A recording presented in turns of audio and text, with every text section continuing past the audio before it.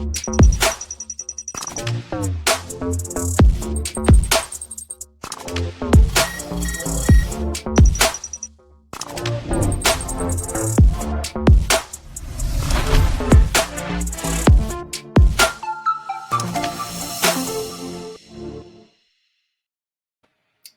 up, everybody? Welcome back to That Scale RC Show. This is episode 138, and I am here with my hosts, Adam and Elio, and we have two special guests for us today. We've got Oscar from RedCat and RC Girl. How's it going, guys?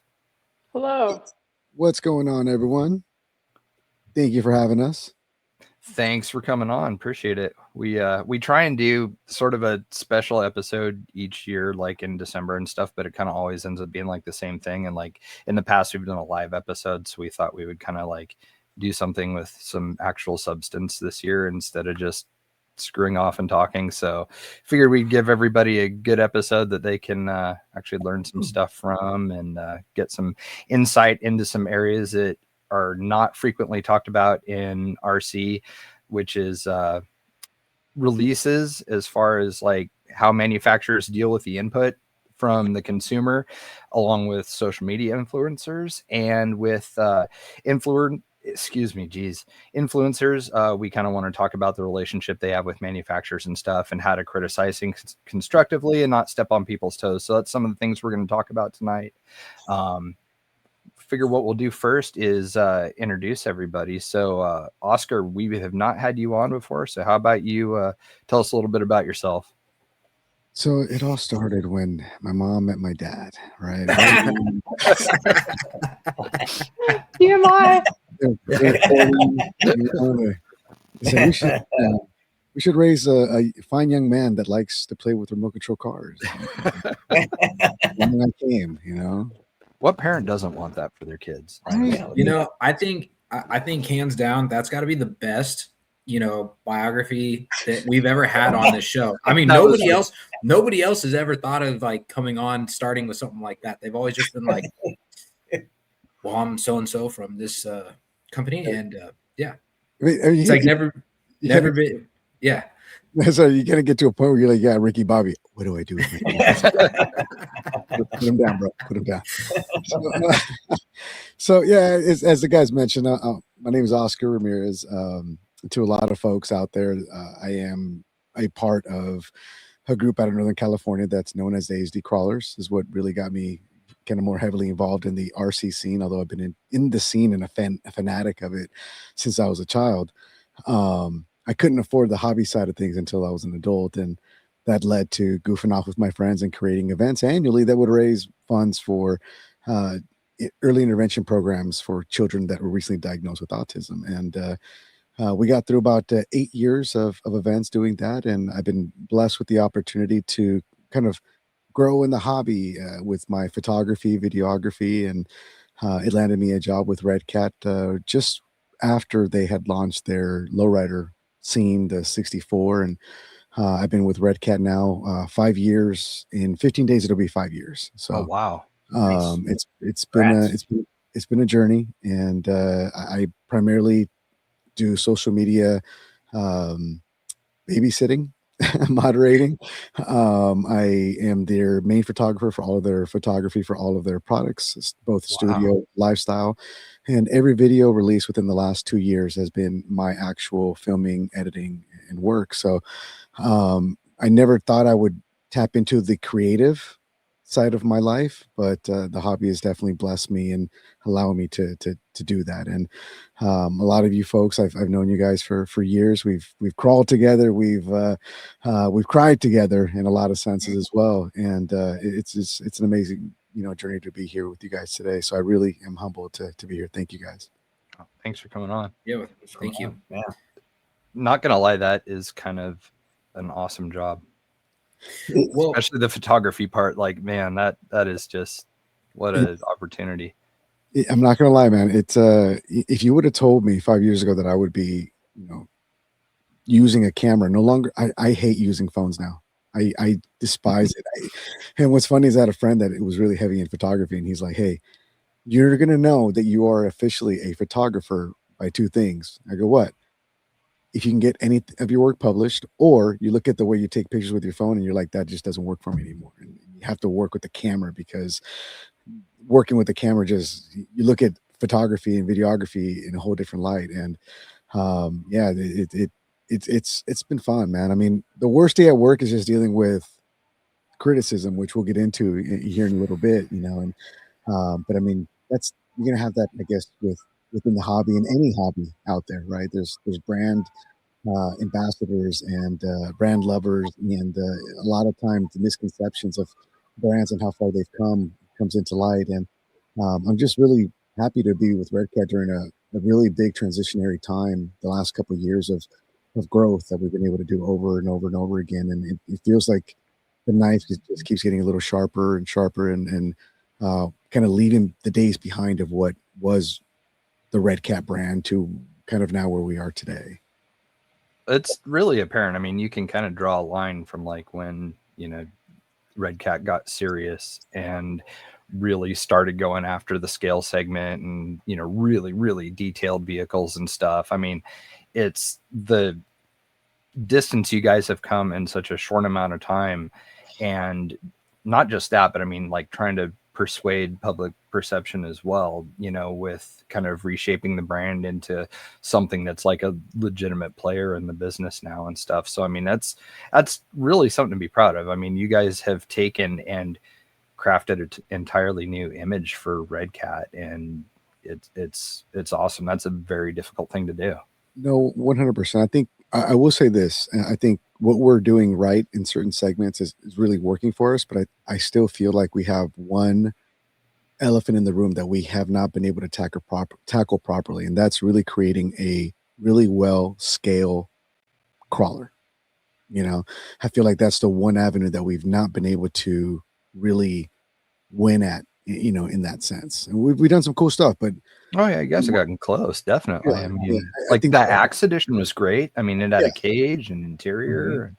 But I mean, when you start to look at where the hobby has gone, and with amazing hard bodies, and you have, high detail Lexan bodies these days, the engineering has gone from, mild to wild as far as what you can actually do within the restraints of molds now.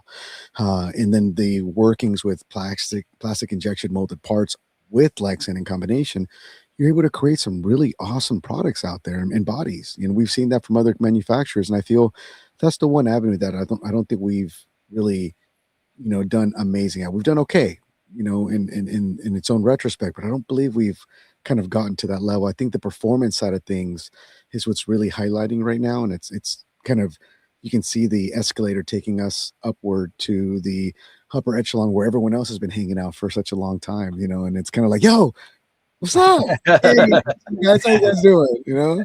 And it's just kind of nice to finally, see that progression. The engineers do an amazing job, and a few years ago, the owner was like, I think it's time I just let you guys just let loose and do your thing. And we play a lot now. We play a lot more than we probably should, but it really has allowed the engineers to really look at the way we build cars and engineer them, and not just make them good enough, but try to make them, better and better. Of course, mistakes happen, and sometimes things can get overseen, but the end goal is always the same: is to keep the progression moving forward, keep moving the stakes to another 10 yards up, get to that first and 10 wherever possible.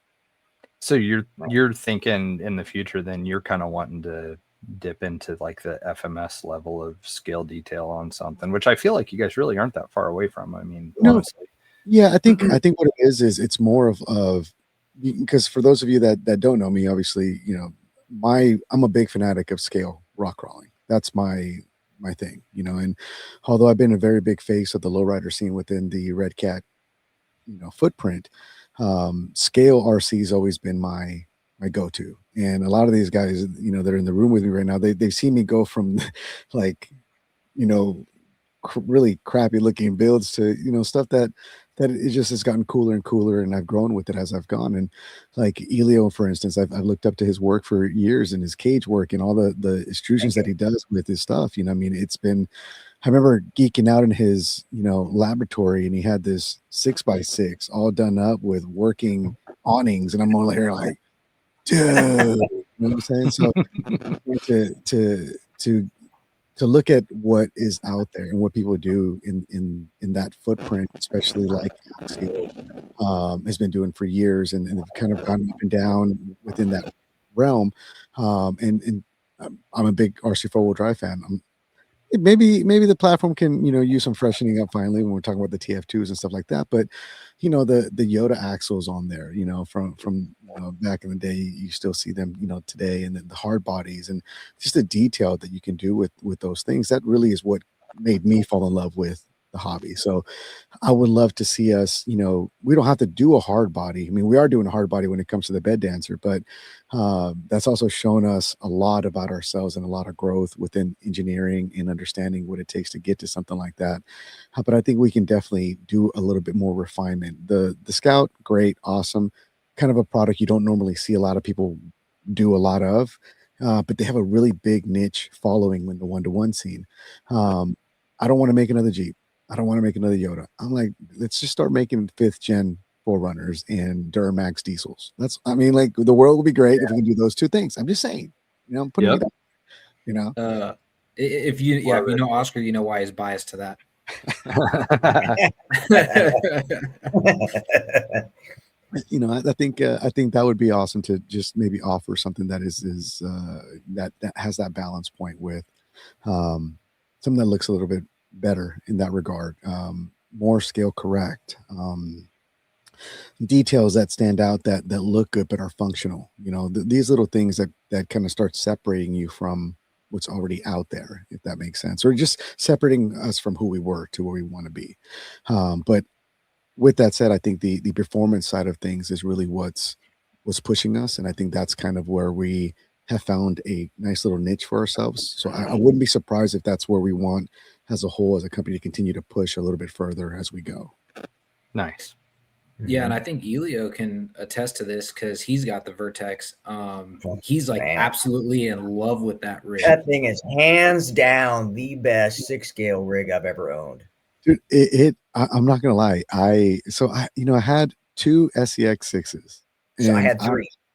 And I loved them. And the reason why I got them was because you and Adam had done some really cool years. I think Adam had an Escalade body on his at some point, right? Like, and I wanted mine to look like that. Like, I wanted to do something dope like that, And so I picked up, one used, and then I think Portland by the Fire, like a year ago, they had a really good deal. Like, they were like a couple $100 off, and I was like, well, I'm gonna go home with another one, And my goal was to build these things up and have fun with them, and I did. I started throwing $300 servos into them and all these little things, and then Work's like, hey, so we're gonna do a 6 scale, and I'm like, I was like, yeah, what are we doing? He's like, well, we're working with another manufacturer factory, and we're gonna work together side by side with them, but we're gonna be the lead engineering for this platform. So we're gonna take and build this thing from ground up with them, but they're gonna do at some point we're gonna go to a fork in the road, like Paul Walker and Vin Diesel. We're just gonna go our own separate ways at some given point. Once we get to a certain level, a certain spot. And the Yikong version has a cage. It looks really cool. Their frame rails are slightly different, a couple variants as far as the plastic and the molds compared to ours and what have you. And then we took ours and we just beat the snot out of it. I mean, days and days and days. I really push with the engineers and with the owner, and I say, hey, listen, the SEX 10-2 was successful for one reason and one reason only. I mean, let alone the main reasons we already know about the engineering side of it, but what made it super successful is that orange turd of a truck made its hands into like 30 people, and that one truck got over hundreds of miles on it, so they can find every single weak point in that product. That is what we need to look at when we do something. We need to take it to that kind of level of R&D and really fully understand what is going to work and what isn't going to work, and no longer just push it because we're running out of time, but do it justice. And the engineers agreed, and so these guys go out all the time. I can't go out all the time with them because of what my position is now, but when they finally get to a point where they're like, yo, now we need you. Okay, now you have something to show me. Let's go. All right, let's go. And I'll go and run it through its paces. And I'm just like, I like this. I don't like this. I don't like this. I don't like this. Let me try yours. What kind of setup do you have? Okay, I'll try that. I like this setup a little bit more. This is a little more user friendly. And then they'll go back to the drawing board and come up with figures, shock weight oil, spring rates, and angles. And then they gave us the Vertex 6. And it's that as a whole, as a company, that kind of attention to detail that we've finally gotten to is really, I think, what made that product as successful as it is. It's my favorite truck right now. Since I've gotten mine, and I have the tester one at the office, but since I've got my personal one where I don't really care, like I drive it like I stole it, I have not grabbed another remote for anything else since. And that just shows, how fun of a truck it is. I mean, because of its sheer size, you look at boulders and rocks and crevices and you're like, the same cross spots that you used to hit before with the 10 scale, you're like, yeah, that was a difficult line. But now you're looking at the boulder behind it and you're like, let's get that back right there. So it really has taken the world by storm as far as its performance. And seeing it at Proline by the Fire and people running it through its paces, we brought a loaner and gave it out to a lot of different influencers. And we're going to talk a little bit about that and how reviews come to be. But we really wanted an unbiased review. Take it out, beat it up, do what you got to do with it. Bring it back when you're done. I think 4 or 5 different influencers took it out. They took it through its paces, brought it back, and they're like, yeah, this is cool. This is a cool truck. That's awesome. Servo kind of, after an hour of running, maybe starts to get a little tired. Sure. But I mean, if that's the biggest complaint we have, then that's nothing. Yeah, that's an easily fixable thing. I think one of the things about that rig that really set it apart, though, is the fact that with it having kind of a comp truck style look, with as hot as like LCG stuff is and everything right now, that just skyrocketed the appeal of that thing to everybody. I mean, if you would have released like, a Scout or an SUV or something, I mean, I'm sure people would have liked it, but I don't think it would have gone over the way it did. Exactly. The one thing that we got criticized for was people were like, that those axles are going to break. They're going to be brittle. And one of the things that we did with the tester one we had a couple of testers, but my marketing testing one is I took the body off, and now take it. I used to weigh 331 pounds. I'm 182 right now at the moment. I stood on top of that truck at 190 pounds. And I literally just, with the remote, went all the way down a hallway, made a U-turn in the cafeteria area, came all the way back into engineering and back. I did this twice. The tires were flat. The foams were destroyed because, you just the axle, and it was just bottomed out. And again, another reason why we're just like, they're like, yeah, the axles. I'm like, I'll take mine. If I break mine, then oh well. Let's go for it. So I just did it. And then I came back and the guys are like, no way, dude. I was like, yeah, Seaway, let's do it. Like it's good. Like they handled it. So, well, that's important because you've got kind of like something to also gauge customer service complaints about too, because you now kind of know what it can put up with and what it can handle as far as just intended use. And then when you do start seeing certain things break or whatever, you can kind of be like, okay, this is bordering on abuse because we put it through this and this was the result. So and there's one thing I have to say about that really always stands out. No matter how much we beat the snot out of any product in the last year and a half of drops, it still doesn't prepare you for that one person. Oh no. Yeah. And it's the weirdest, most fluke break that will happen. And you're like, bro, we sent that vigilante, like 40 feet in the air. How did this guy, do this? And that's that variant, right? That variant when you're dealing with the mass-produced product, an air pocket in the mold. These are the things that, can make or break you sometimes. I mean, there was a video that Matt Kett did for us on the Gen 9 that we had beat the snot out of this truck. I have videos of the owner hitting rocks and boulders, and I mean, nothing we couldn't get it to break anything on the front axle. And here's Matt, I think 20 minutes into driving it, and hits like a tiny rock sticking out of the ground and snaps a knuckle. I'm just like, and what I'm saying, and that was what people remembered from his video, and so it's like, again, sometimes these things just can make or break you, and it's very crucial that when we send trucks out, we want to make sure that they're as best as can be, that because he's an influencer. But what about the son that just got it for Christmas or for his birthday, or a dad? We don't want them to have that experience and then associate that with the brand. So yeah, for sure. That's that double-edged sword. Yeah, definitely. Well, Haley, how about you, RC girl? Sorry, didn't mean to use your name. I don't how about you? For people that haven't seen you on the show before, you want to introduce yourself and tell us about you and what all you were into and create? Yeah. Thanks for having me, Haley, RC girl. I think I was on like one of your early shows, like show 10 or something, like in the 9 or 10 or something. So, and I've been on a couple times since then. I am a content creator. My preferred word, content creator. Influencer sounds like you're trying to like hook cheap products to people or whatever. I don't know. So content creator on YouTube. I've been doing YouTube for like 10 years now. Started as a hobbyist and a side gig and grew it from there.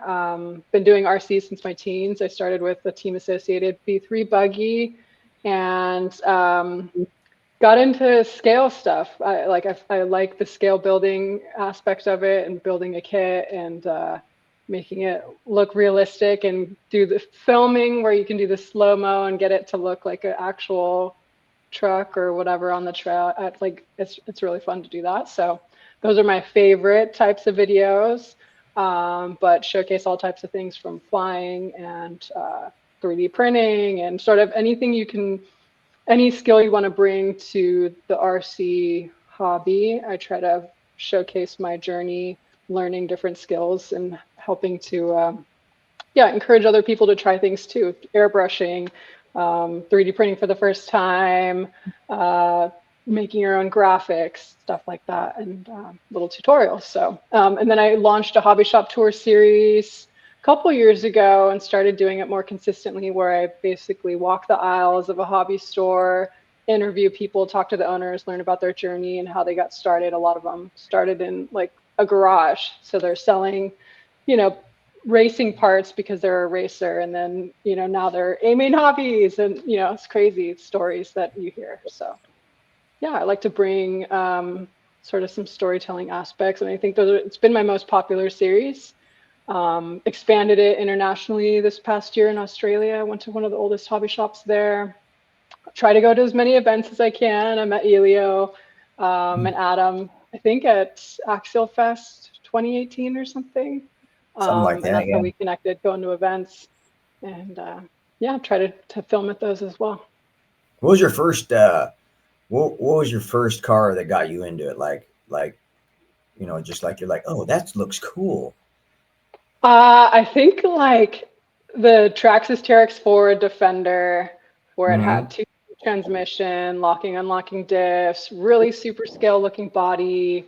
My first trail truck pretty much got me into like scaling, more scaling, there's hard, and then into the hard bodies and RC 4-wheel drive stuff. That's cool. So, probably my most popular truck was the Defender. Is that the original TRX4? The Defender version? Was the Defender, wasn't it? Yeah. It came out, I think, in the red and the gray, and those were the two original ones. And I think right after that was the Sport. Yeah, I think so. Yep. And then they like high trailed everything, lifted everything, bigger tires. So. You still mountain biking a lot? Not as much. So I moved this summer, actually a couple months ago at the end of the summer. I'm starting to build out my RC space in the garage. So I've gotten a little sidetracked having to fix this place up, but got my bike. I think I don't know if we could see, there's 2 bikes there. Yeah, they are. Bike, my mountain bike, and then my road bike. somewhere in the background. Nice. Yeah, trying to bike as much as I can. Actually, one of the trail networks close to me, it's forestry owned, and so they're bulldozing the 3 best trails there in the trail network. Just the next couple months, selling it to like timber or whatever. So my got to God. find a new spot. Yep. New place Awesome. to explore. But there's a hobby Awesome. shop in town, which is great. RC Nuts, and I've toured them on my channel before I even moved here and reconnected with them. And there's a small scaling group here, and it's a small town, so not huge, but at least there's like enough to support a hobby shop where there's enough RC people. And I've met anyone that's like, I had to do a bunch of work on this house, and like the electrician that came over, one of the contractors, everyone is into RC, whether it's like the flying group or like That's bashing. Cool. So yeah, they've saw my stuff in my house. They're like, "Oh my God, you're into RC." Like, yeah, little do you know. Yeah. So trying to connect with the community here. Yeah. All right. Cool. So that's your garage that you're in, right?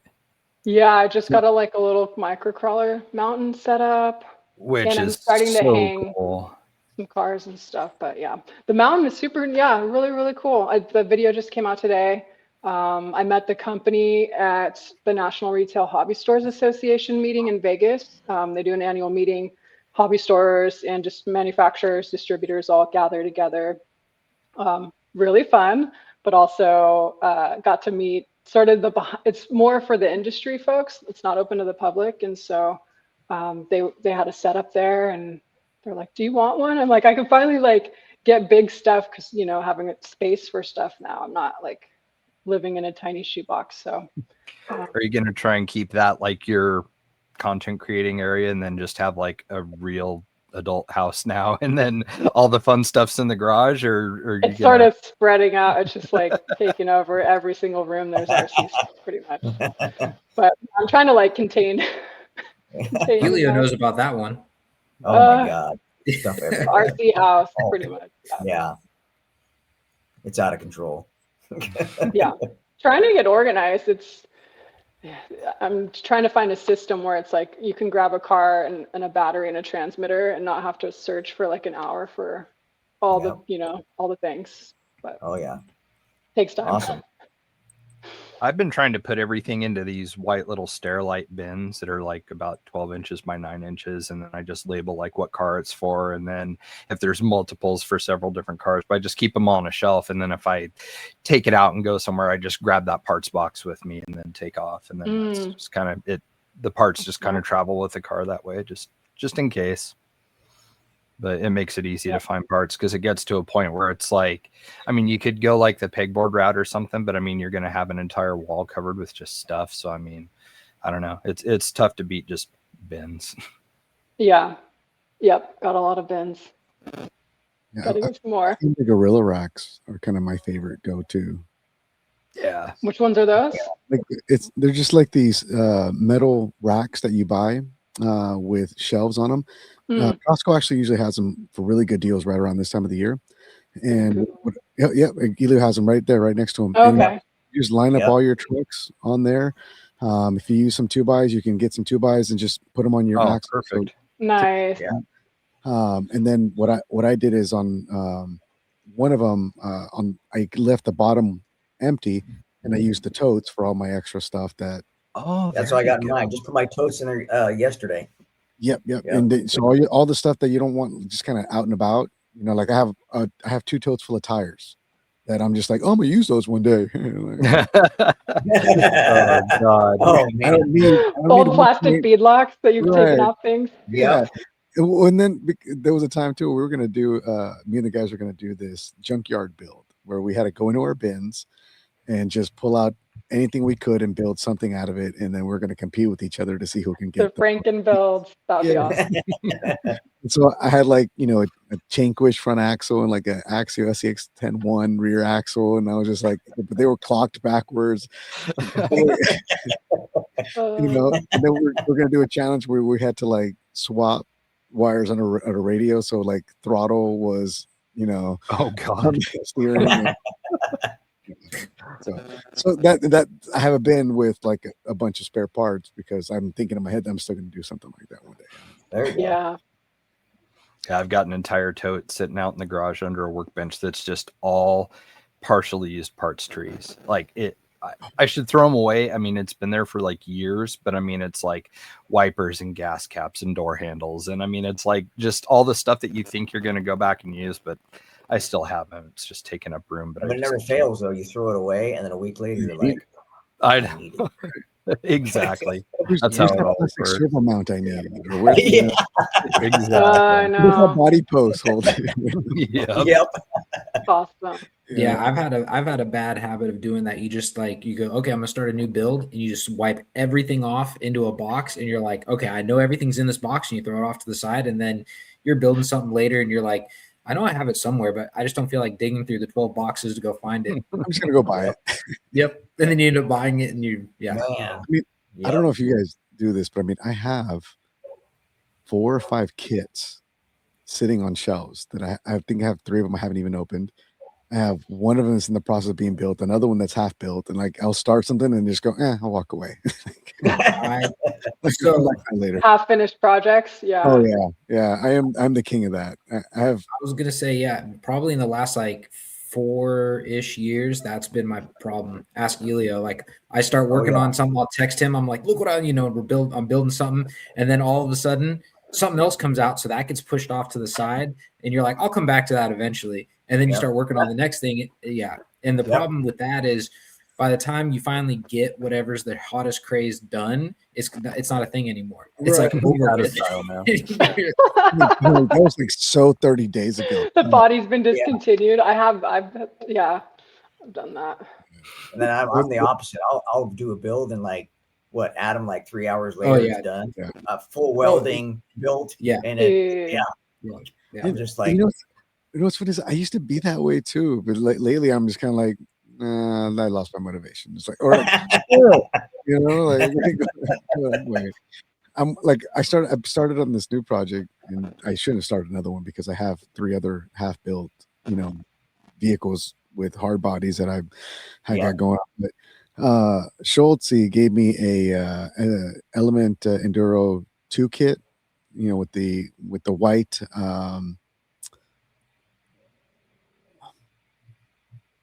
Rod ends, the newer version.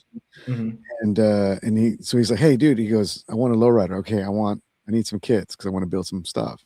Okay, cool. I got a bunch. I got some lowriders. Cool. So we just, we're always swapping each other for stuff. And I was like, I don't know what I'm gonna do with that thing. I'm gonna do something with it. And there was a sale going on, so I picked up an IFS kit for it, and then I just let it sit there. And I'm like, one day I'll do something. Well, Eric's father-in-law, he's really, Black Turtle. He's really getting down on his 3D printers, and so he sends me a picture. He goes, "I'm making this for you," and I'm like that's kind of creepy. But what are you doing? And I look, and he's printing me a 5th gen 4Runner hard body, and I'm like, oh. So I go and grab everything off the shelf, and here I come coming back inside the house with all the stuff, and wifey looks at me, she's like, no,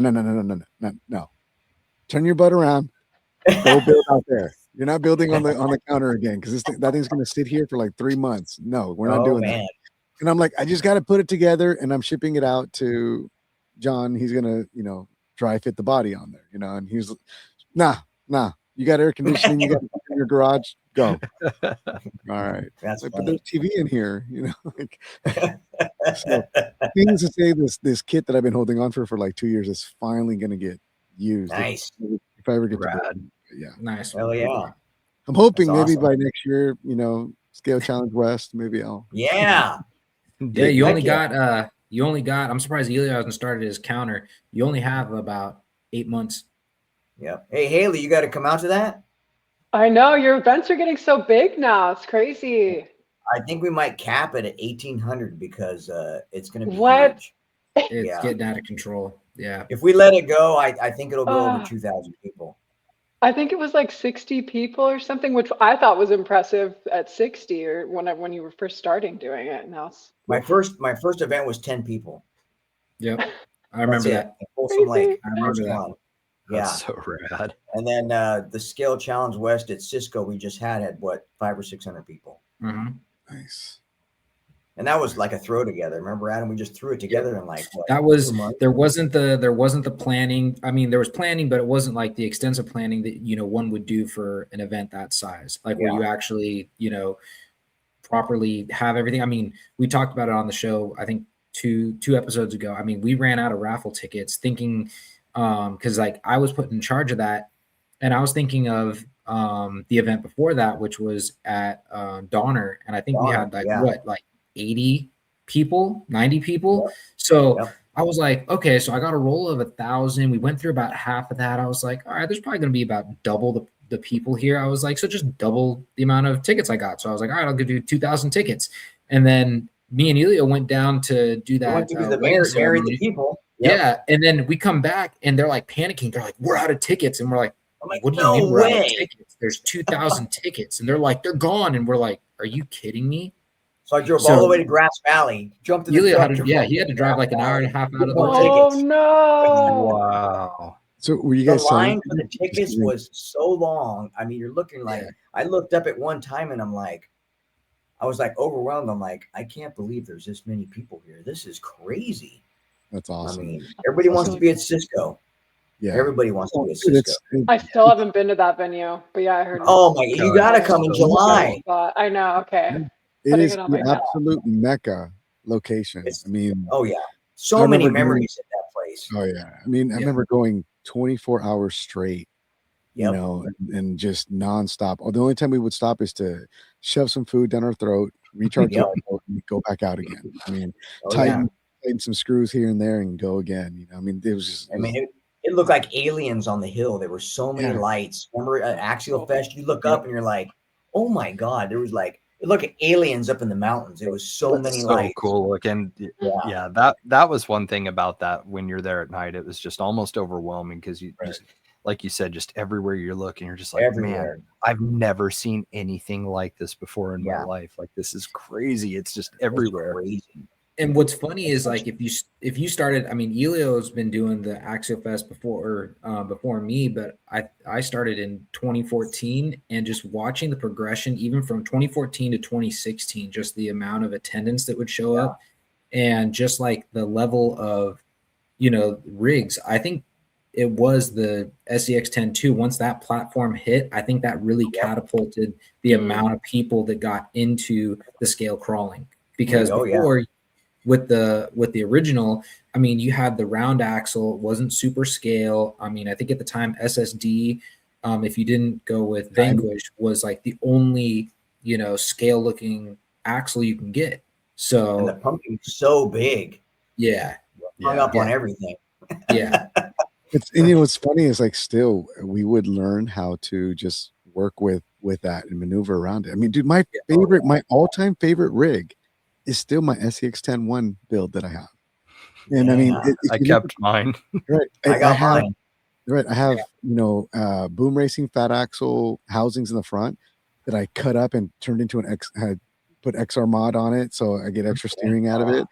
The only thing that's still left original is the rear axle housing, the plastic housing. And it almost has a hole in it from all the way wearing down. That's so rad. And what's funny is it's true and true. It's just tested, and anytime I want to take it out, it goes, and I remember going there and then like seeing like Michael Pham competing every single race. He had a build for every single race. Not Capper. Back then it was the Yeti.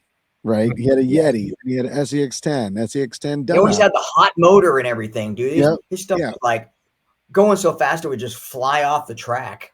Yeah, and like that was the vibe. And so like the next year that I went, I had to try and race. I had to do something, time and maximize my time. That you spend there.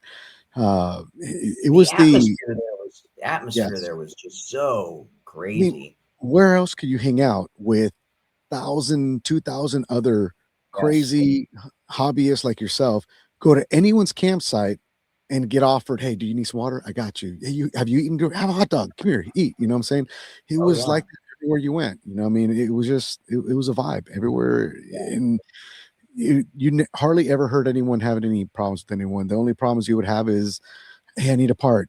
You know what, dude? Yeah. Check with two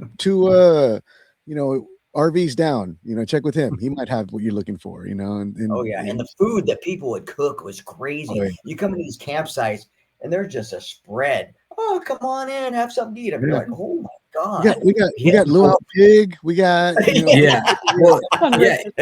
So Elio, remember when Ben started camping with us? Oh, Ben the he Pootie, cooked man. some of the craziest. Oh my god, Korean short ribs. He did. sounds good. Oh yeah, it was incredible. That guy was the chef. We called him chef, man. He had to cook every year. He cooked some crazy stuff. Yep. So yeah, and that's when I heard you guys went back there, and that was the first thought was like, I gotta go. But that thought right there, that's what got a lot of people last minute. Like we saw a lot of the people from Nevada that showed up, and they were like, we saw this last minute, and we're like, let's just make it happen because we haven't been to Cisco in years, and that's what brought the attendance. Right. Oh, so amazing. A little trick though for your tickets, your raffle tickets to render more. Brandon and I had that same problem year 1. We ran out of tickets. Year 2, we ran out of tickets. Year 3, we ran out of tickets. We never ran out of tickets after that. But the reason why we never ran out afterwards is we kept getting the sheets. The sheet has 25 tickets on it, and it's one number on all 25 of those tickets on one sheet. So if someone wants 25, then they want the full sheet. You charge, we charge $20 for the full sheet, and then you get the 5 tickets for free. It's an incentive, right? You sell a whole sheet. But then there's those people that only want to buy 5. Cool. Then you just take everything minus the 5, and you give them the 5, and the rest you throw away. So it renders a little bit more, for your tickets, if that makes sense. And then for the person holding tickets, it makes it a little easier because they're holding 4 or 5 numbers. Right. Yeah. Full sheets, I have to look into that. That's interesting. Yeah, I didn't even know that existed. Oh yeah, dude, I got maybe like 5,000 of these out there still. Because I was gonna say the method we do is, we'll have like 3-4 people, handling the blue tickets. Ticket, pink ticket. Well, no, that's the thing though. I try to get all one color. That's always been my thing. I'm like, all right, so we did red this time. I'm going to grab a bunch of blue tickets, and then that way people aren't, going, well, is it this one? Is it that one? No, they're all the same. It's the same color for everything. We're just going to go. But we've always had like 4 or 5 people, 3 to 4 people manning, the ticket. It's like one person's collecting the money, and then everyone else is just like, okay, how many did they just get? Oh, they just got 20. And then you're literally just 1, 2, 3, 4. And you're going down the whole thing and rip it off, split them, and then one person's just breaking those down. Yeah, you can move so many more people by doing the sheets. What I'm gonna do is I'm gonna send it to you guys in the chat for you guys to have so you can see them. Yeah, that's super smart. Nice. Who was the what was the farthest guy that traveled to that event? New Mexico? I think it was New Mexico. New Mexico. Guy came from New Mexico. Wow. Pretty cool. Yeah, it was crazy. We had who was the farthest? It was what? Washington. It was Washington, New Mexico, and a couple guys from LA. Yeah. So we had a trophy, and I remember that because those guys, the LA guys, hit me up and they were like, "Hey, we're coming all the way from LA. Please tell us we're not going to get turned around." And I said, "We'll find a spot. Just show up." Sweet. That's right. Yeah. What I like about yours, and I haven't even been to an event yet, but it's like, it's all grassroots, so it's like a testament to your relationship building and your networking, and the people want to be there. I don't know. Yeah, I think it's just really cool because it's not like you have Horizon's marketing budget to like blast it out everywhere and like get a bunch of people to show up. It's like people want to be there because it's a great event and the great people are attending. Yeah, it's just laid back. I mean, for 600 people.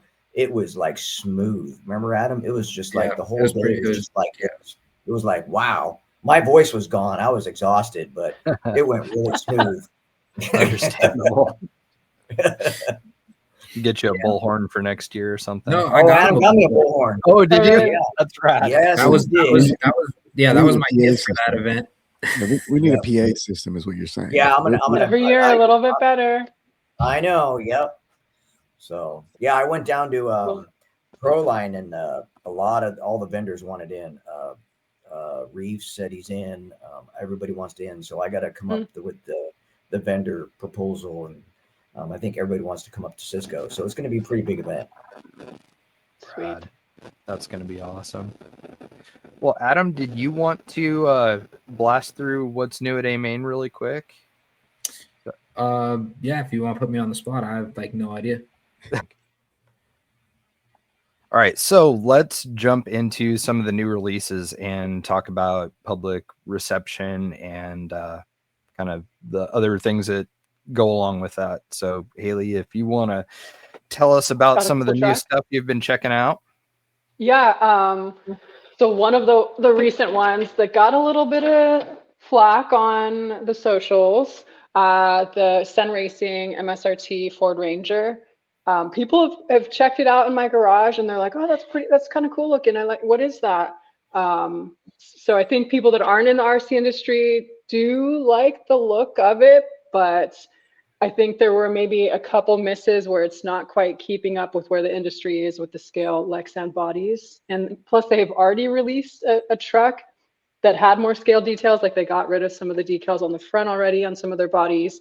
They've backtracked a little bit. And I think another one is that this is a scale truck, but they're marketing to the US where this truck isn't actually sold. So I think people that want a scale replica version of their truck, we don't have those here. So still a cool looking truck. I think it is the most scale looking of the Sen trucks as far as like proportionality. A lot of the chassis are super, super long, but yeah, Sen MSRT Ford Ranger. Thoughts? Anyone else want to add? Well, I think I've said it before in the previous episode when we brought this up. Just based on like, I think most of us didn't know what Sen was, who Sen was until the 450 came out. And then once the 450 came out, so many people started doing things with those, adding the lift kits. There's, turning them to tow rigs. There's people with the adjustable suspension so you can like lift it up, lower it down. But the 450, in my opinion, looks super scale, or at least more scale than the MST does. And that's just me being as brutally honest as I can be. I mean, it's like when you see that, you're still looking at something, you're like, okay, it's cool. It's like you said, it is proportioned, right? It's just lacking a little bit of that extra scale detail, which, you see even just getting like, all the SEX 10s that are coming out now, some of the elements that are coming out now, they come with a little bit more. So you're like, okay, you're getting a little more bang for your buck. This, you're kind of feeling like, you're buying a platform with a body that's lackluster. Yeah. And what's up with the not clear windows? Why are we still doing this, people? Yeah, because they did the Sicario, is that how you say that? That they did that Sicario, one with the clear windows on it. So I mean, I don't know. I mean, Axial did the same thing. Look at the new base camps; those things have their sticker windows. Yeah, it's inexpensive, but the thing is, like, with this rig, this was what retails around $430, if I remember right. It's kind of up, yeah. It's up there, something like that. So I mean, like that, $429. Which that's kind of what everything is right now. So it's not that it's necessarily super expensive, especially with like the tariff stuff going on. But the thing with this is comparable rigs for the money you're getting, like clear windows, windshield wipers, a molded plastic grill, light buckets. Yeah, things like that. And like really to stay competitive, that's kind of what you need to do. And I feel like something like this, you got to be really careful because people are going to see through it and be like, that's just the other chassis that's been shortened. And, they can kind of just see like the corners that were cut. And then they start comparing that to other vehicles on the market. And then, like you said, when it's something that's not sold domestically here, it's really hard to create demand for something like that, so it's, I don't know, it was an interesting choice. I think for other areas of the world, they're probably stoked on it, like countries like Poland and England where like M Sport's huge. I mean, people are probably super into it, but just not here, And I think you definitely kind of nailed something there that I don't think a lot of folks truly understand when buying, products these days, and not just RC, but for us, RC, because that's what our niche is. That's what we know. That's what we know the market better than anyone. But the price point on that, like you mentioned, could be impacted because of the tariffs. I mean, it might have been that their order in the landing costs that they had here just all happened to fall on that product, and keeping it kind of gridlocked in that price point that otherwise might have been a slightly lesser price point had it fallen a month or two prior, within certain percentages were a little bit better, or waited until the pause happened after to be able to get the better price point again. And I think this year it has proven to a lot of companies, I mean, even to ourselves as RedCat, we had to be very methodical with our ordering during this time, and that could be a key factor in that sense, that unfortunately a lot of folks don't truly understand, when it comes to the buying power that you have to have. Because I mean, most of these manufacturers, they're not buying and shipping over 200-300 units at a time. I mean, you have to maximize all the space within a container, right? And so let's say that a container can hold 1,000 units of those vehicles. So 1,000 units, and then you add depending when it was at its highest, a 50-some% tariff on it, because they were already had it on the water and they got stuck. There's a lot of variances that can impact that. So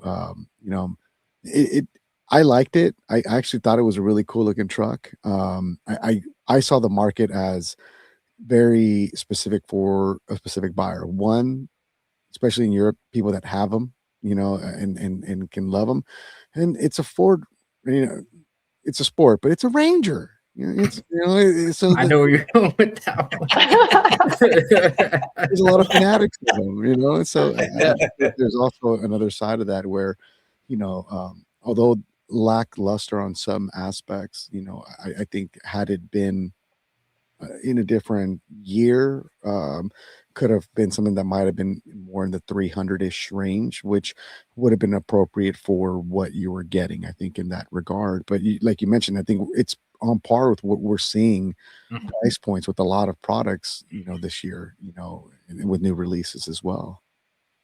Something that's kind of interesting with this too that I wanted to talk about is I have noticed on almost any post that Sen has tried to push that new model on, they've had to disable the comments because of people just acting crazy. I mean, just not being cool. So that's I don't know. I mean, not only is it sad, but I mean, it's like, I don't know. I kind of feel bad for him, because I mean, criticism sucks, and then but to have to disable the comments, and that almost fuels the BS even more, once you do something like that. So it was a weird situation. I haven't seen, like I said, I haven't really seen anybody react to something quite in that way in a very, very long time. Besides like the two associated RC10 crawler releases, those weren't really well received either. Interesting. Yeah, and it sucks when you work for a company and you want to do good things, and I've been on that side where there's been bad talk about a certain product or its quality or something. Why was it designed this way? And the one thing that I've come to find out is that it's like, but everyone has one. Everyone has an opinion, and everyone's opinion matters to them. But there's a sense of social media that I feel that we've gotten really disconnected with, where we go from here to here without using the filter that's in between us. And people go from, this, and it's just like you're literally writing out every single thought that's in your head without, like, if I'm talking to you and I'm looking at your body language, I might not say that, Adam, why did you shave your beard? Get out of the porta potty. yeah. Come on, bro. Like, you've been in there all day. You know what I'm saying? So you gotta go. You gotta go. Yeah. Oh my god. But that goes on so many the guy different for being levels. That goes efficient. on so many different levels, though. Look at events too. People complain. I mean, about the price. There's just. I don't respond because it's not, it's just a waste of time. It's like you can't please some people. You can give them free tickets, free whatever, they're still gonna complain. So I don't know. It's just the world has gone weird. I can't put myself in the headspace to where I would be angry about a vehicle that's been released that I have no intention of buying to begin with. Yeah, that's the part that I really struggle with. Like, I don't have that energy in me to like be upset and devote that kind of time and dedication to like hating on something, you know, like I just that's really hard for me to try and understand. So I scratch my head when I see, you know, people acting like this. And I had a post the other day in one of the element groups kind of talking about the discussion of the direction that Associated has been taken with everything that is not a race vehicle, and how Thunder Tiger wants more creative control over what's going on. And so we're seeing, you know, the surge with like retro vehicles and stuff like that. And I wanted to kind of address it with everybody, because everybody's going, what's going on with Element? What's going on with Element? You know, this company's done, blah, blah, blah, blah, blah. And so I felt like they were owed an explanation that they weren't getting, you know, because people are passionate about the brand, because the people that are behind it did a great job of building up, you know, like Brad and David and Aaron and stuff. And like, you know, they threw an event and they had patches and I mean, in custom builds, and they really connected with everybody. And then like overnight that just stopped when they did some internal restructuring with personnel, and nobody understood it. And so everybody's just drawn their own conclusions and stuff. And like, there's been a lot of like rumors and stuff like that. So finally I was just like, we need to have a talk. This is the direction things are going. I'm super proud of like, you know, what we've built here as a community and stuff, and how we help each other despite the direction that the company is currently going. There's nothing keeping us from preserving the culture that we've developed here of like helping each other and working with what we already have, even though, you know, not everybody may necessarily agree with what's been released and stuff. And there were some people that were just super, super upset about it. And I was just like, man, like take a step back and just calm down. Like, this isn't healthy to be this worked up over something like this. It's just an RC car. You know, we're having an adult conversation here. Just everybody just calm down and let's just talk about this. I wanted to explain something to you. And it's just, I don't know. I think there is a lot of tension, you know, in the world. And so I think, like you're saying, Oscar, that's just like, you know, this is my chance to have a little bit of release here and stuff. And so, well, you know, I think another side of it too, you know, to add to that is that the people that are championing the brand, that they're no longer feeling supported by the brand in that sense, they're also grieving. Yes. You know, yeah, absolutely. And so everyone kind of reacts kind of differently in that regard. But the saddest part about social media that I've noticed, and you know, Adam knows, I my personal platform is all mental health. I mean, that's you know, what I really push on. And what I've noticed, that even when I'm doing positive posts, I get people that mess with me all the time. And the reality is that social media just has given so many people platforms to just unfilteredly say what they want to say, regardless of whether or not it's correct, regardless of whether or not it's safe, regardless of whether or not they're thinking about their neighbor in any light of way to push people forward in a positive light. That you know, you end up with these cesspool of comments that are really just, you know, hard to navigate. And even for us, you know, from working at RedCat, I mean, 90% of what I do in my day to day is moderate comments and have to, you know, work with my marketing team, and they'll be like, hey, what do you think about this one?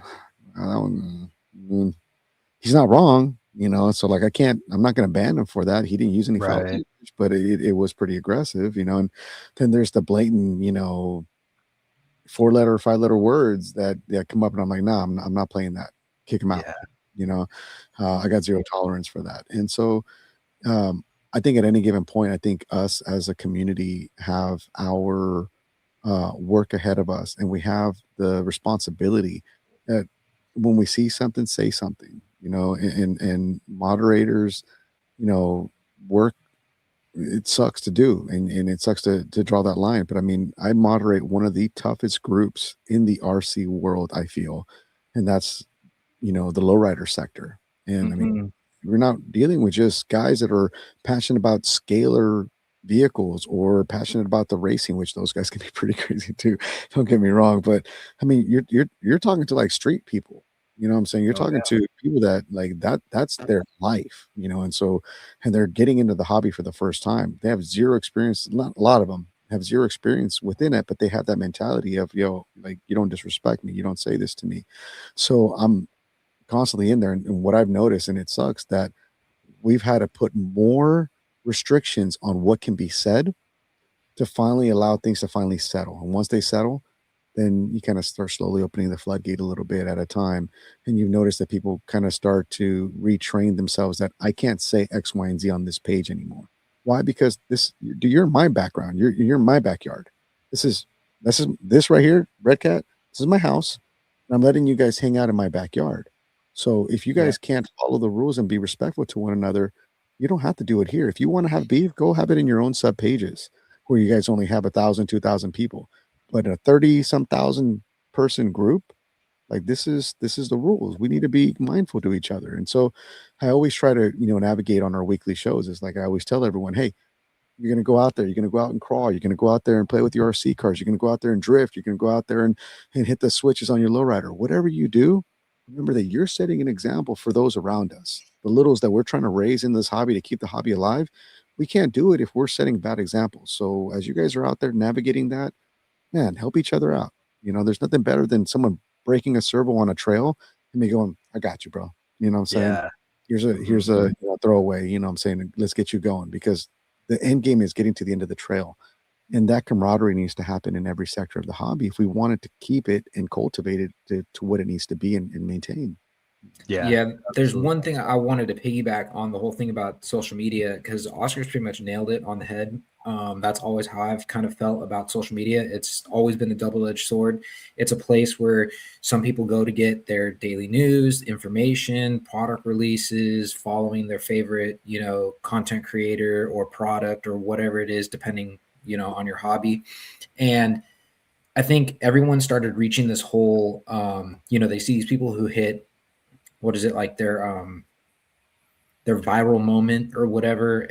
It's like, that's like the new goal. Everyone's trying to find that like viral high. So if they're like, oh, I'm going to be completely unfiltered because if someone sees this and it becomes whatever, now I get my 15 seconds of fame. And I think that's another part of why people just have no filter on anything, because they're just kind of like, you're not going to tell me what to do because this could be my moment. Right. And you also have a lot of people that they want that dopamine kick. Yeah. By the attention.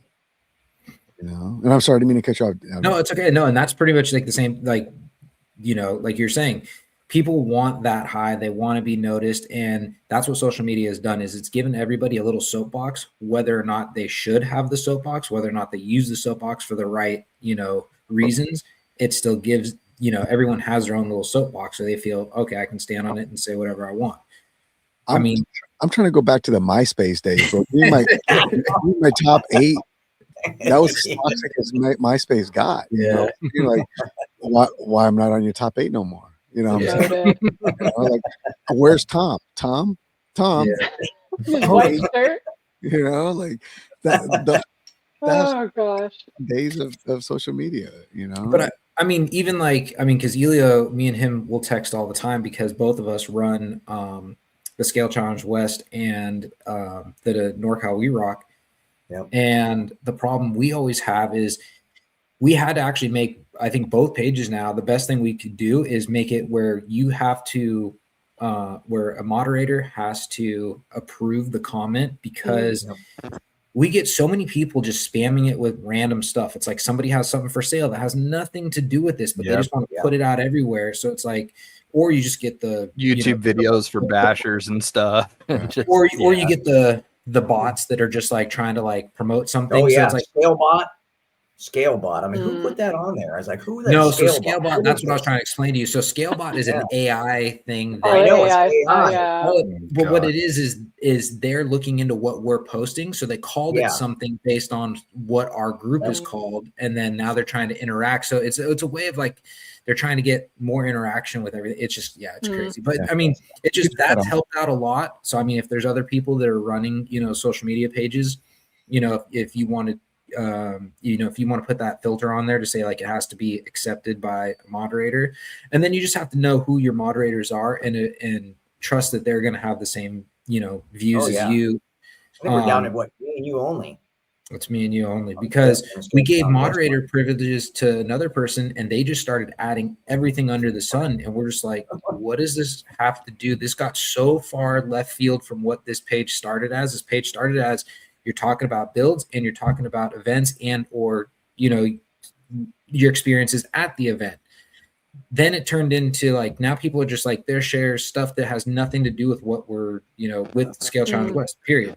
And you're like, what does this Black Friday deal have to do with anything that's going on? Yeah, they're just trying to find every single venue to post that. Yeah. And it's like, what did we have today? Some guy tried to post up that somebody ripped him off for $20. Yeah. Remember, we deleted it.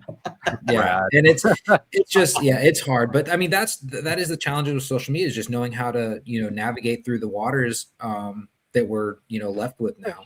Yeah. go ahead. Go ahead. No, go ahead. Sorry. Well, I'm just trying to get a thicker skin. I guess a question sort of for you, Oscar, is like, where as a content creator, where should we be moderating on behalf of the brand? Because when, someone comments about my hair, 20th comment, 50th comment, whatever, just delete that stuff. Has nothing to do with whatever. But like, if they're like, oh, this is overpriced, they're like making critiques of, say, for example, the scent track. It's like a lot of the comment section is that, should I be deleting? I don't want to be like deleting. Right. So I don't know. I just don't know where to draw the line for that. So I'm gonna be 100% honest with you. I struggle with having tough skin, and I always credit, like, Eric has the toughest skin out there. He'll go toe to toe with anyone online and just like, he gets all giddy and like goes after them. I'm over there like, bro, stop! You're giving me anxiety. Stop! I got anxiety. I don't want to. Why do people got to be this way? People suck sometimes. Yeah. And but when it comes, if you're moderating a page where, you have that kind of scenario happening,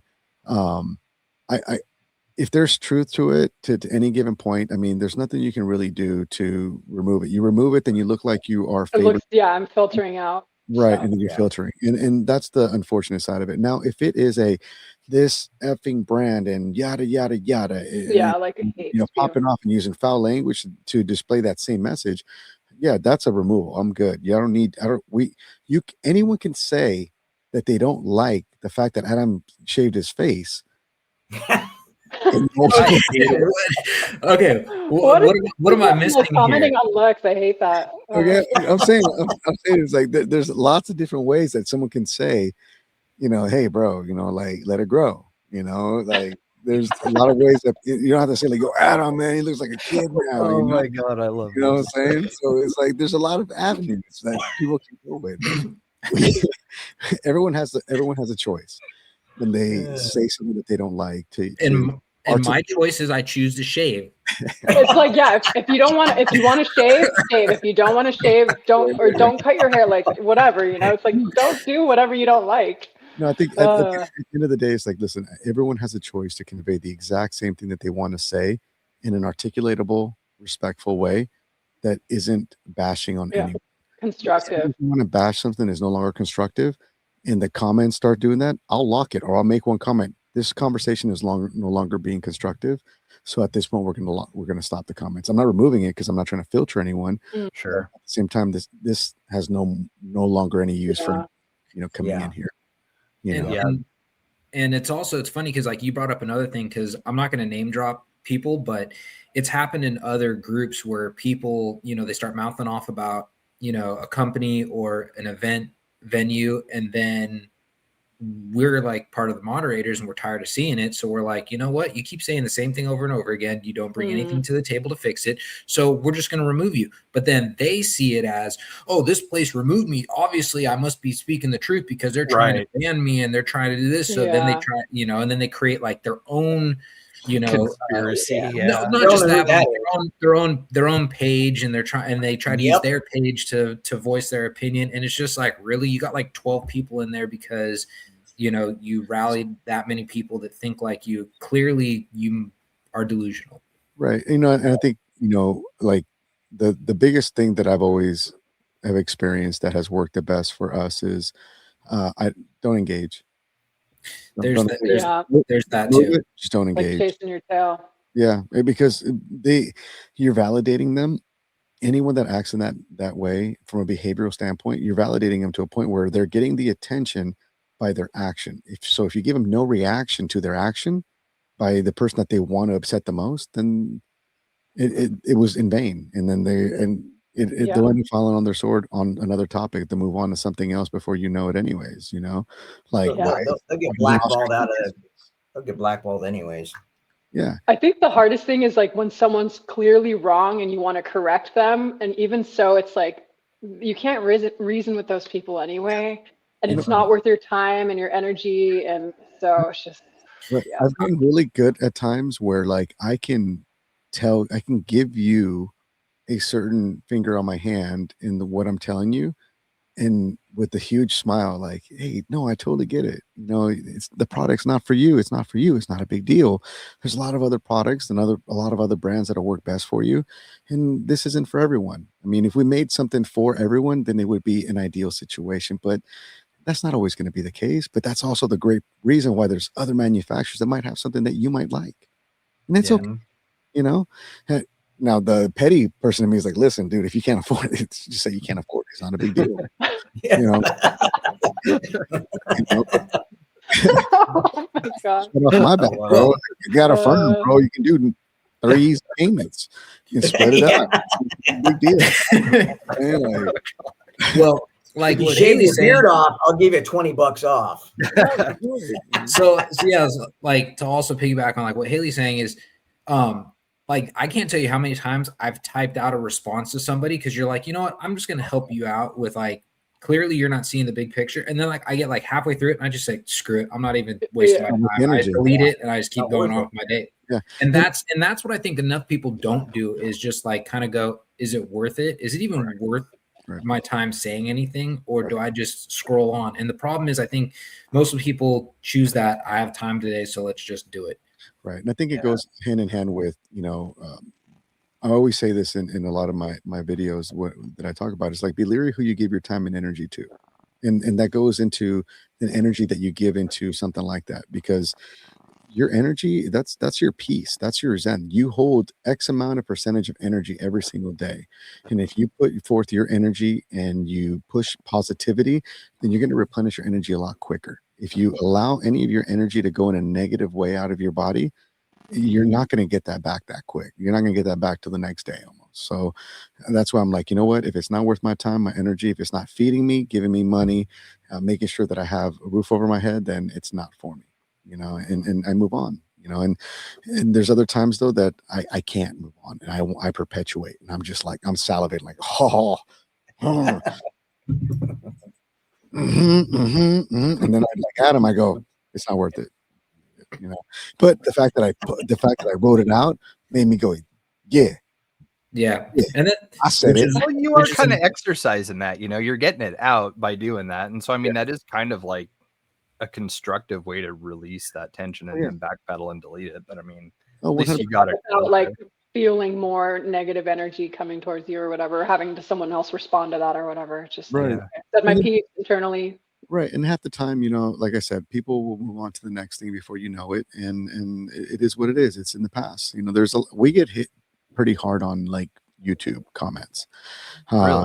And like there's times where we have a drop and it's like, oh, another low rider. Oh my gosh, you guys so unoriginal. Or I would have done this. I wouldn't have done that car. Cool. So I just respond with, thank you so much for your feedback. We hope you have an amazing day.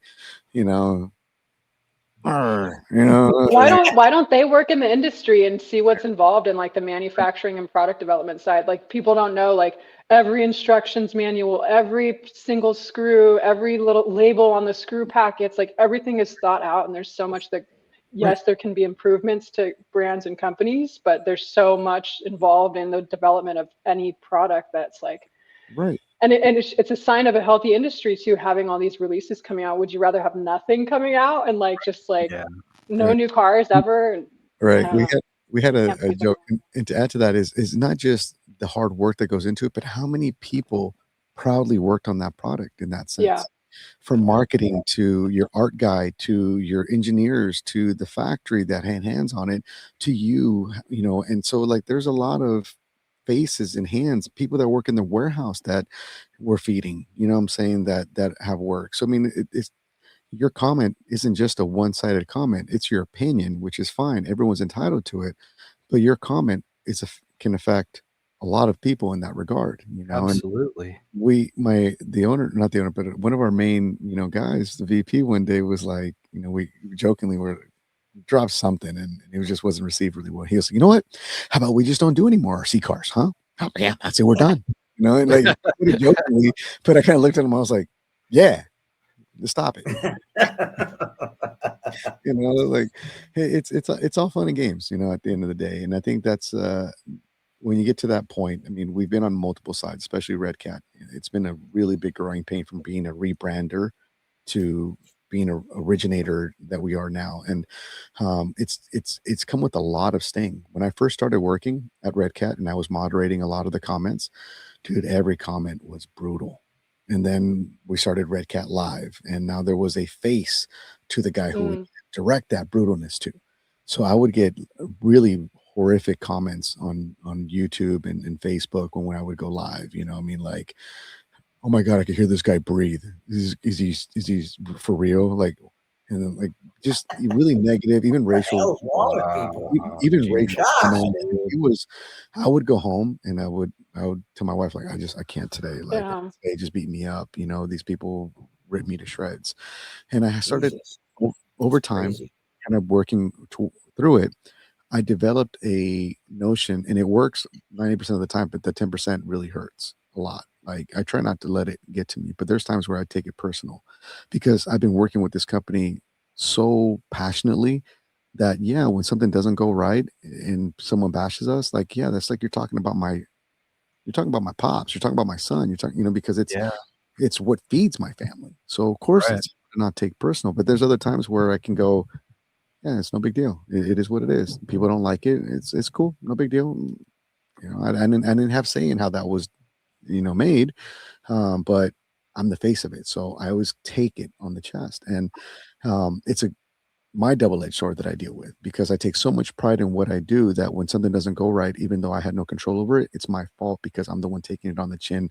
I'm the face of it. I'm going live and giving this product to people like, hey, check this out. It's only $599.99, and it's like, yeah, dude, I get it, but then there's the other side of it where it's really rewarding, where I go to events and people are like, hey, you know what? Like I follow you and I love that you communicate with the community and you answer questions and you don't get snappy at people and I'm like, that's just me. Like these guys in this room, they've known me for years. That's just how I am. I anyone that I talk to on the street or on a live, I'll talk to them exactly how I've always talked, with respect, as from another human being to another, and hopefully just plant the seed of more positivity. And I've spent too much time in my youth being negative. I don't need that in my adulthood. Yeah, we're all like into this to like have a positive outlet in our lives because there's already so much negativity. We're coming to this because we want, a community that's going to lift us. So can I share something with you guys really quick? We were to back up a little bit. I was talking about the post that I had made about the direction of associated with RC10 and stuff, and it had some really good reach. It was something like over 2,000 people had seen it. But Aaron Lane, who was the engineer who designed the Element platform, he had commented on this, and this kind of falls into what we're talking about, like the people that are behind the brand and that they care and are passionate about it. And I wanted to share what Aaron had to say about it. Now he was on the show a couple episodes back. He's no longer with Associated. He's working for TRD now. But he still pops in and answers questions and stuff, because that platform was his baby, so this is what Aaron had to say.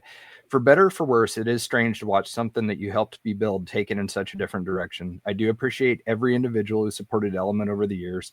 The small group of us who dared to be a little different were honored to share a small piece of our personalities. Watching custom builds with our parts, seeing kids open trucks for Christmas or birthdays, and meeting everyone on trail were highlights for me. These experiences constantly led to new ideas in the Element. Whether everyone knew it or not, you were all part of the development team. Maybe that was part of the magic that was Element. If they were ever interested in considering consultant oversight, they have my number. So I don't know. I thought that was kind of like, I was really happy that he participated in that post, because it's putting, like you said, a face to it, you know, and it's like, you know, you guys say these things, but like, he's so clearly passionate about what he did. And that was a lot of hard work. And in some of these vehicles, I mean, it's years, you know, when I was talking to Brandon Kuntz about the H10 optic, he said that was multiple years that he worked on that. And he was like, dude, so much of my life went into that thing. I mean, I gave it everything I had, and they agreed to all the crazy ideas I had. And this is what we ended up with, and I'm super proud of it. And it's like, that's the stuff that people don't see, because it's just the general consensus is like, oh, it's a nameless, faceless corporation, and you know, it's just out for the foreign money, or China, or yeah, you know. And so people don't understand that. It's like, no, these people really care, because that's why, you know, that's why the product looks the way it does. Like, well, for example, Haley, that Fall Guy truck, I mean, that is clearly enthusiast driven, you know, that's an enthusiast driven release. That's somebody that cares about the hobby. Do you know how many people sent me that truck when that came out?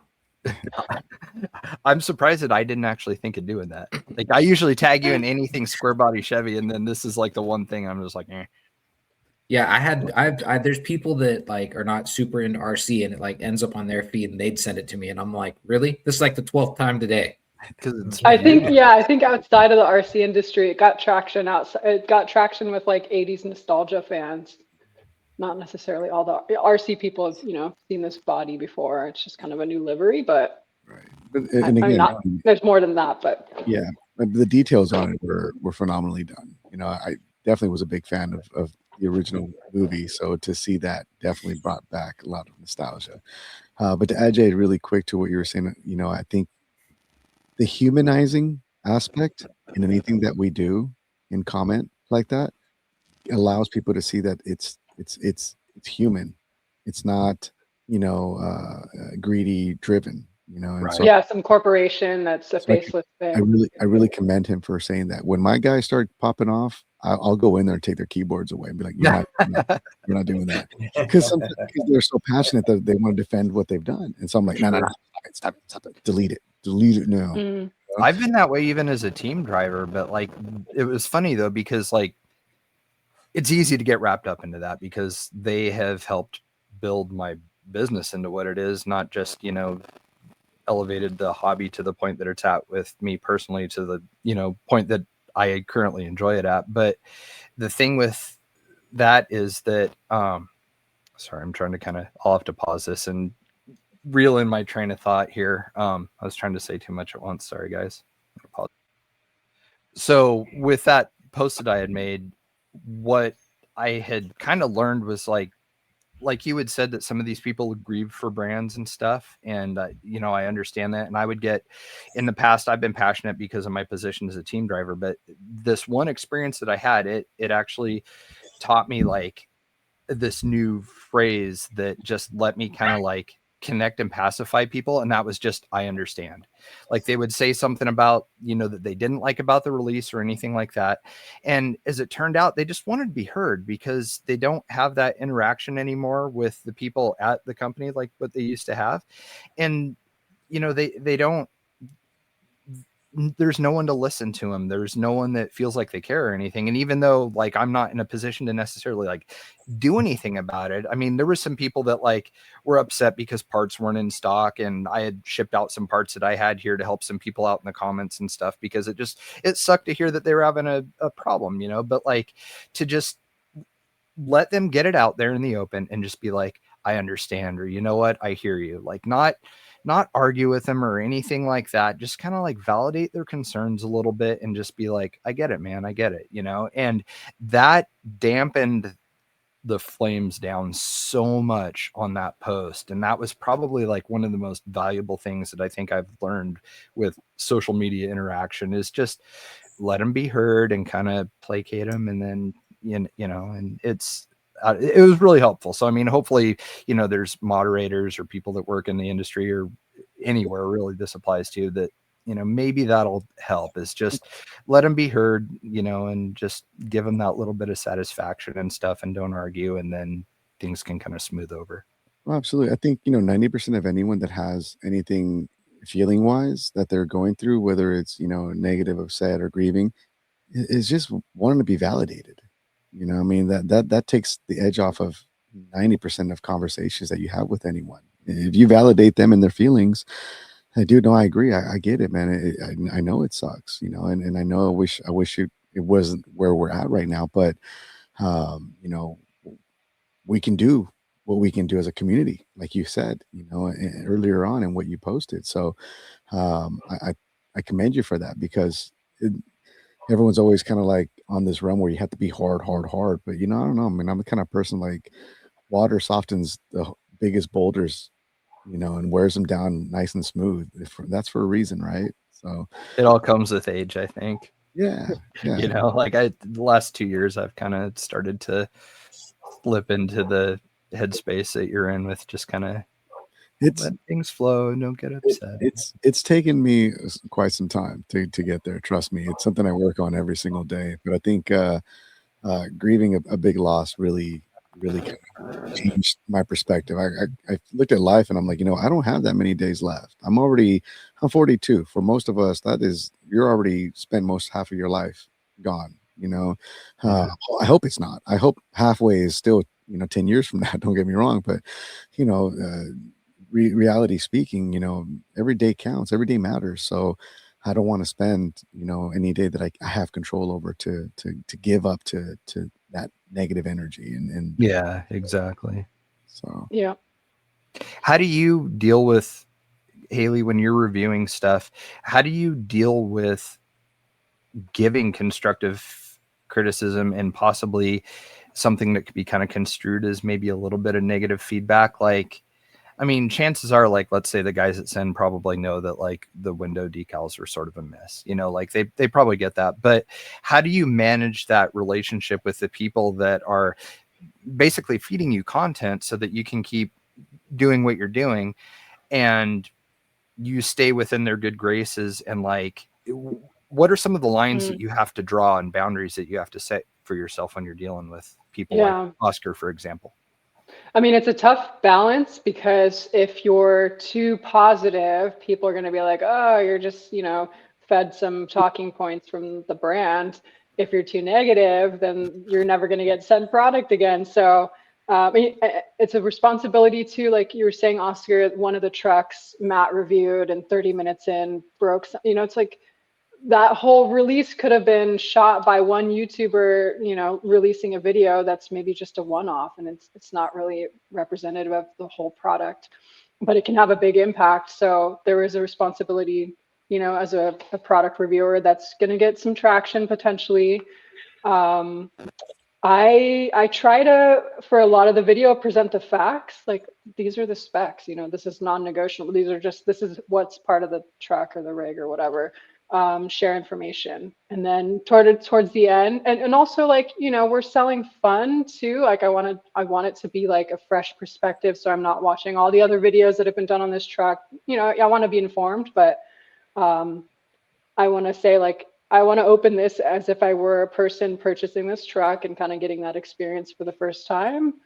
But, you know, if there is something substantially wrong where I know the video is going to have a lot of negativity shed on the brand, I don't release those videos. I work with the brand more directly. I think it's just there, or yeah, I just usually don't release the video. So and work with the brand on the side to sort of, you know, share my feedback. But I'm not an engineer. I'm not like a product developer.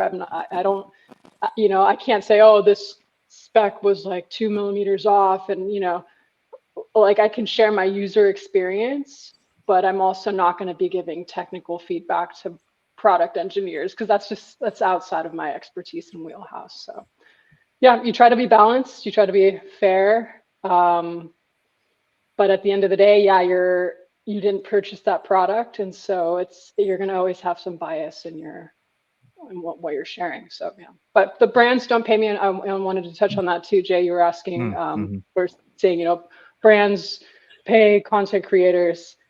I think the only company that's ever paid me in the RC industry, other than travel funds and stuff, is DJI for their robot, like 3 years ago, well, like 6 years ago, probably now. So like the RC industry is not funding content creators.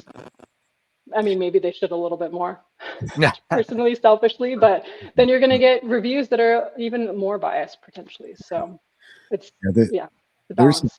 There's a gigantic misconception that reviewers get paid by manufacturers, and the product itself sometimes are worth so much money that they're sending to them that it's like, if like for us, for instance, we have a certain products that we like to send to certain reviewers. The reason for it is because I'm not going to send Josh Harley designs a lowrider because he does scale crawling stuff more, or I'm not going to send him a basher because he's more into the scale, right? Scale news, that's his whole get up, right? So you obviously go with the people that fit the mold to what you want to do. Their viewers, you want to give it to people that have viewers that your product is going to highlight to, right? And like we've said this earlier on in the social media standpoint, there's a lot of reviewers that we work with that when something is wrong, they have a really great way of telling you, hey, this was kind of a miss here. I see why you did it, but it's a miss. It's all in the delivery, right? And one can deliver the fact that, hey, this truck is brushless. Apex now comes with a brushless outrunner motor. It's got, aluminum links. It's got carbon fiber rails. I don't know, really great, but it's a little wider than I'm used to seeing. Why is that? That's a little bit wide, a little bit too much. Maybe they kind of, I don't know what the point of that was, whatever have you, but maybe there's another purpose we don't know about. Again, it's all in the delivery. Then you have the other guy that says, yeah, they did this. It's got these specs, blah, blah, blah. But man, the axles, WTF, RedCat, what you guys just made trash again? Like, I'm not going to send that guy another product because he doesn't know how to properly articulate the good and the bad, right? You can be positive in your negative feedback, just as you can be completely negative and set that tone. We don't want people to tell people what we want them to know. We want to get your honest review of a product. And we've worked with RC Girl in the past as well. We sent her stuff in the past. If I remember correctly, I believe it might have been the Ascent. Ascent. Mm-hmm. Yeah. And her video was spot on. You know what? I tried it out. It's got some hiccups here and there. It couldn't get through this type of technical stuff, but it did this stuff over here. Who is this product for? That's what I loved about what she did, because she went back and said, who is this product for? Let's talk about that. This is for the entry-level person getting into the hobby that wants to do a little bit more than just scale and maybe wants to build upon something for their purposes. That's the best delivery that anyone can ask for, because the product wasn't the best product out there. It wasn't the most successful as far as scale. It wasn't the most successful as far as performance, but she highlighted its strengths, its weaknesses, and highlighted who this product is intended for, who fits within the box that would fit within this niche of product. And that's what every good reviewer, any of you guys out there that want to get into reviewing, have to keep in mind. You can be honest about your review and still give negative feedback as needed without coming off as a super negative person, So you got to get the good with the bad. And that's why we work with a lot of folks that work with us in that sense. And we've also worked with certain reviewers that have a really strong hold in a certain niche, like let's say the micro scene. And we sent them a sample of this before, months before, and they helped us adjust certain things that made the product even better. So now we're taking feedback to a point where we're taking that constructive criticism and building upon. I think it was Cape Crawlers we worked on with the Apex, and he was just like, yeah, I've had this truck in my hand for like a year, and this is now the one that they sent me to review, and here it is. Just want to show you guys. I gave them these tweaks. They used these tweaks, but they made even more tweaks, from other feedback of other people. And again, it's really awesome to be able to be at that point where now he has validity, because his viewers now say, wow, he humanized the brand, because now he's a face of the brand too. And we don't pay. There's just no money to pay, reviewers.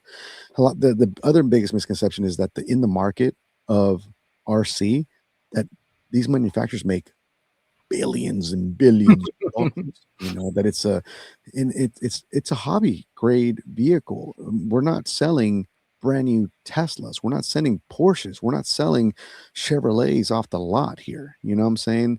These things are mass produced, and each vehicle has a margin of profit. And if you sell it to a hobby shop or a wholesaler, you're losing even more margin, which is why the most money we're going to make is whenever we can sell them on our actual website. We make the best margin on that. So we started doing, customer to sale relationships, right? Where we started selling on our website, and that really helped us fund what we can do more with other products, but we still feed our dealers and we try to give them the best margins possible, right? So imagine if we were to say, RC Girl, here's like 3 G's, give me the best video possible. For 3 G's, 2 G's, 1,500 G's, whatever, it may be, she's going to give you a video, but is it really going to be honest at that point? Yeah, you're basically being funded to make a product video for right, being hired by the company to film a video, right, not necessarily do an impartial product review. Right. Yeah. Now, like most manufacturers, if I go, hey, Haley, check it out. I got a new product. It's, this nitro nuclear powered submarine RC that has a 50-foot tube where the exhaust gases can come out of the water. I'm saying, I want you to let me know what you really think about it. Give us an honest review. I'm saying, and then what we do is we don't give talking points, but we give specs. This is the specs. This is da da da da da da da da. The Ascent 32, I think we shared with our reviewers. Hey, this is the product. Enjora already has these things already made for it, which you can talk about. Kind of helps, to have that as information. And who are we intending this product for? Well, we want this product to be for the littles that are getting into the hobby, or father son duo situation. That's kind of what we envisioned with it. And now the video is not going to say, yo, I'm saying this is for X, Y, and Z. But now the reviewer is going to understand why the product is what it is. So when they see it's lacking in performance or lacking in some other avenue, they can say, hey, listen, this is intended for this. This is, and you're being honest. We're being transparent with our reviewer just as much as we want them to be transparent with their followers. It's good. I'm really glad that you guys took the time to address all that, because I think it's really important. I mean, it's something that you see almost a daily basis when something's released, that oh, these are all fixed, it's paid for, they're paid to say good things. So this is really important information, so I appreciate you two offering your perspective on it, because it's this is stuff that people need to hear, because it's just going to overall just kind of like calm the community down a little bit. Oh, yeah. I mean, and like Haley said, I mean, if you're paying for something, you're paying for a production of a video at that point, if you're going to be paying for it. And it's more of a, hey, on today's show, we're going to talk about Oscar's nitro powered submarine that slings tacos instead of torpedoes, with its special sauce dispenser, and it's got X, Y, and Z, and it's got no lipo battery because it runs on water, so like, and then that's right. And then that's it. You're done. Video's over. You know what I'm saying? But a reviewer reviews, tests, and puts the vehicle through its paces and shows strengths, weaknesses, and can give constructive criticism at the same time. What is it saying? There's no bad press, right? Even though Matt Kett broke that Gen 9 right out of the bat, people still thought that was the coolest thing that they saw. That thing just disintegrated. I mean, there's positive that came to it, and so on. And we learned something at the same time. We learned that he can't drive. Matt, I love you for hearing this. No, but saying that there might have been a product quality control issue that we needed to look into furthermore to make it, even better. And so the V2 version of that came with a slightly different combination of nylon glass combination in the plastic, right? That would help make it a little bit easier to withstand because Matt lives in a very cold area up in Canada. That's right. The plastic is going to be a lot more brittle there to compare to when we were beating it up. We're down here in the desert, and although it was winter desert, I mean, you're only talking about maybe 65 degrees, in the sun at that time. So obviously you're comparing apples to oranges. So it allowed us to learn a little bit more when we do these things to be better the next time. Which is awesome.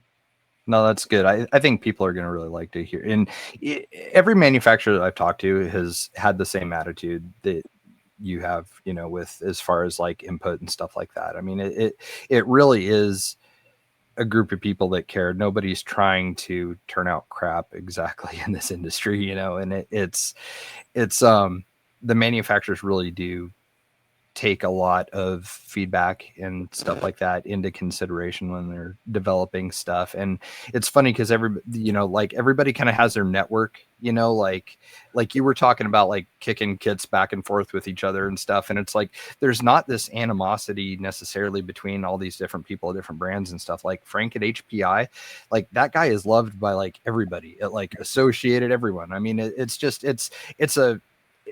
there's so much behind the scenes that people understandably don't get, but it's just, there's this entire human element to it that it would be really cool to start, letting people see more of that. And I don't know, it's, I think it's great with the live broadcast and stuff that you guys are doing and putting a face to the brand and everything. And the turnaround that you've done has been incredible. I mean, not that, you were like behind the 8 ball or anything to begin with, but it's just, you guys reinvented that brand, and that is something to be just incredibly proud of. I mean, you're a player now, I mean, you guys are a hitter in the industry, and that's fantastic. It's great to see. And no, it's cool. It would be neat to be able to do more stuff like this, like we did tonight with other people in the industry and stuff, and just kind of like bring everybody together. We've been really bad about having guests and stuff, and so I don't know, I'm starting to kind of feel like this is something that should be a lot more important to us than it is right now.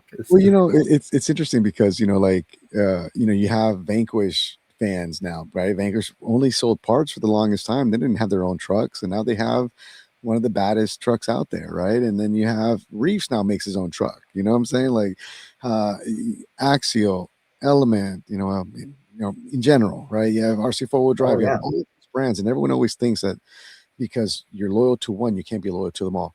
Right. I own one of them all. That's rad.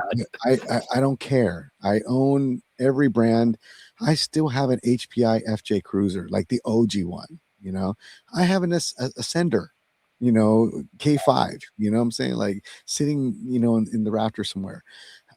I'm a fan of the hobby, and I think that's what we need to take away from this. And I can throw jabs at any one of those guys, but you put Josh, you put Matt Kett, John Schultz, myself, Eric from RC 4-wheel drive, any of these guys together, and we are the biggest dorks with each other. Like we love each other. We give each other hugs, and that is the reality. So while you're out there brand championing a certain brand and thinking that is, God's gift to the world, understand that in the back scenes, we're all bestest of friends. We have our own chats. We talk about situations that we're dealing with life, because that is how connected we are. Because at the end of the day, we are still hobbyists. We're fans of the hobby.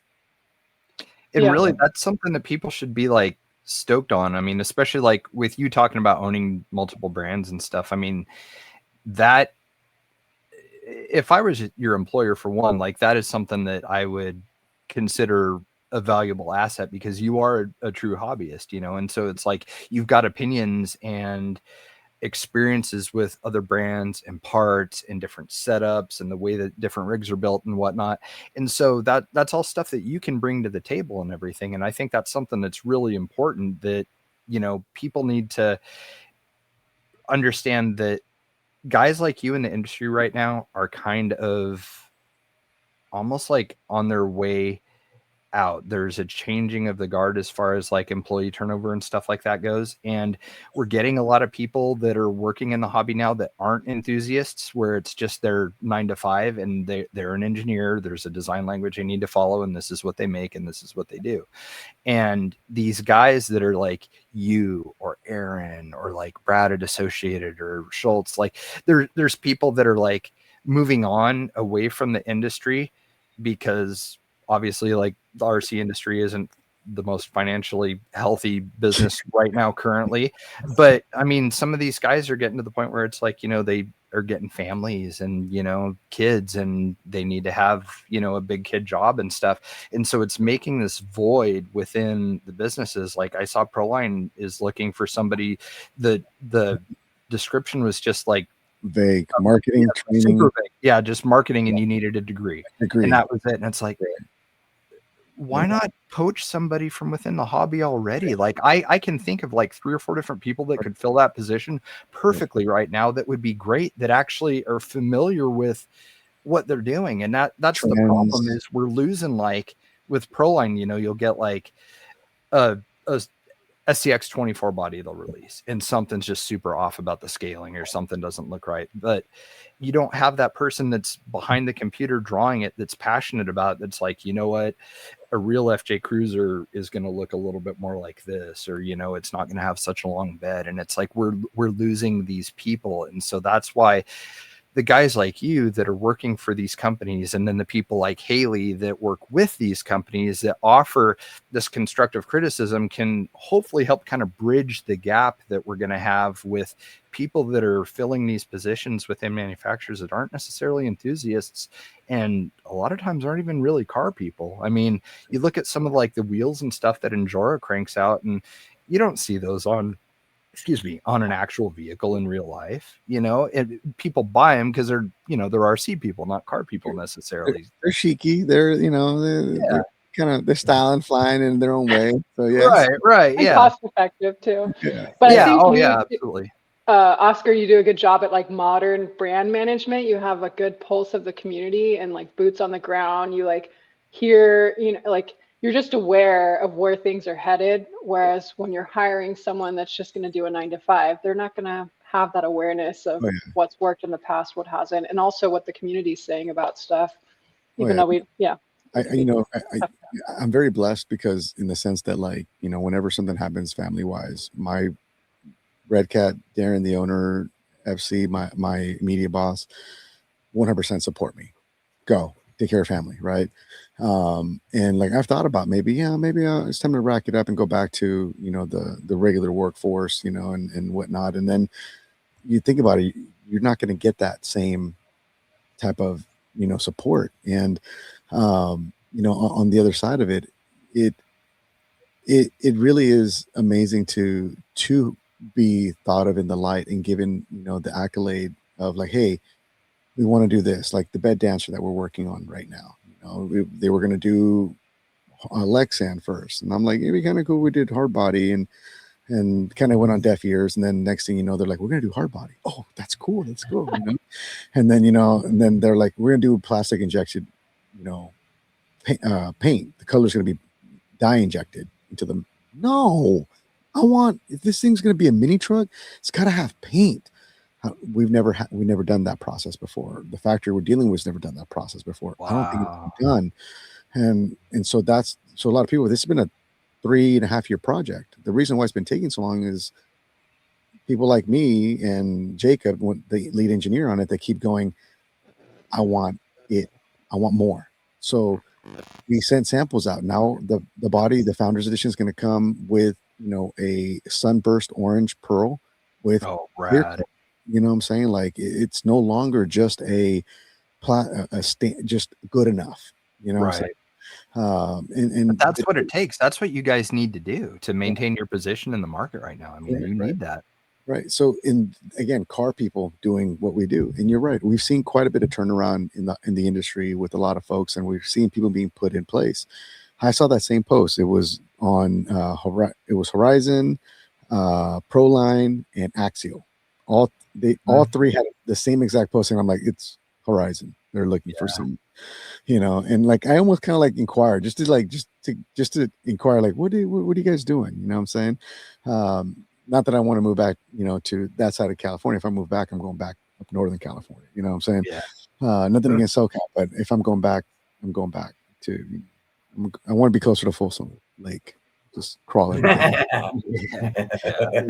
But nonetheless, I kind of almost like just curious, like, okay. Then I saw the degree thing. I was like, I don't got a degree, in that. I've a degree in, being a Mac, which is a master in the art of communication. And I don't have a master's. I'm just a master at communicating. Right. And I work with GM. I know cars. I one of 5 people that can handle certain refrigerants in the world. I did recoveries on Boeing jets, refrigerants. That's what I've done. B2B business. So I'm happy having very little responsibility and just having fun. So my wife's like, hey, as long as we're good. As long as you're good, I'm good. Don't worry. If I tell you, hey, we need to make more, then we'll address it then. But at this point, as long as RedCat will have me, I'll be here and continue seeing it through. And hopefully at some point these will turn completely white, and we can see where it goes from there. Yeah. And then once they go white, you can have a seasonal job at the mall as Santa Claus. I'm already on it, bro. I'm like, I got to get some more years under that to get it all white. I'm saying, I'm trying to harness my inner Elio. Right. Well, do we want to start wrapping stuff up here? Is there anything that you guys had, well, I guess we had a couple questions we should probably answer that were on our Instagram, so we need to do that. And then I think Adam had some stuff we should probably get jamming. But it was already kind of answered, my question. My question was basically, how do brands actually respond to some of the criticism / any of the, the feedback, as a broad. So if like something comes out and like the main, consensus is we don't like X, Y, and Z, does the brand actually take that into consideration the next time they're releasing something? Or are they just kind of like, yeah, we don't really care what you think. We're just going to keep putting out what we want to put out. And because it sounds like Oscar has more of control over that, or, RedCat being the size it is seems to be more in tune with, the community versus like, and I don't want to sound like this is bashing or anything, but it's like, looking at like Axial, or Team Associated, where it's like they'll put out something that nobody really asked for, but then they get a lot of hate on it. And then they're you got one half of the aisle defending it, and then the other half going, this is cool. I mean, we've seen it, time and time again, but it's like, now are you going to continue going down that path, or are you going to actually, change something? And that was pretty much my question is, do these brands really actually take any of what's going on in the community to heart, or they just kind of just do what they want to do? I think if they're smart, they'll pay attention. Yeah. And they'll listen. If they really want to succeed, they have to pay attention and listen. If they let it go on deaf ears, then that is the money grab side. That is not a brand that you want to align with in that regard. That is going to do that, because there's a lot of change that's happened, and we've seen it with Axial. We've seen it when they went sold to Horizon. We all grieved then. We felt stabbed right in the heart with the way it was handled, and we thought we would never see that Axial again. And we've seen glimpses of it now and then. Connor did a great job on the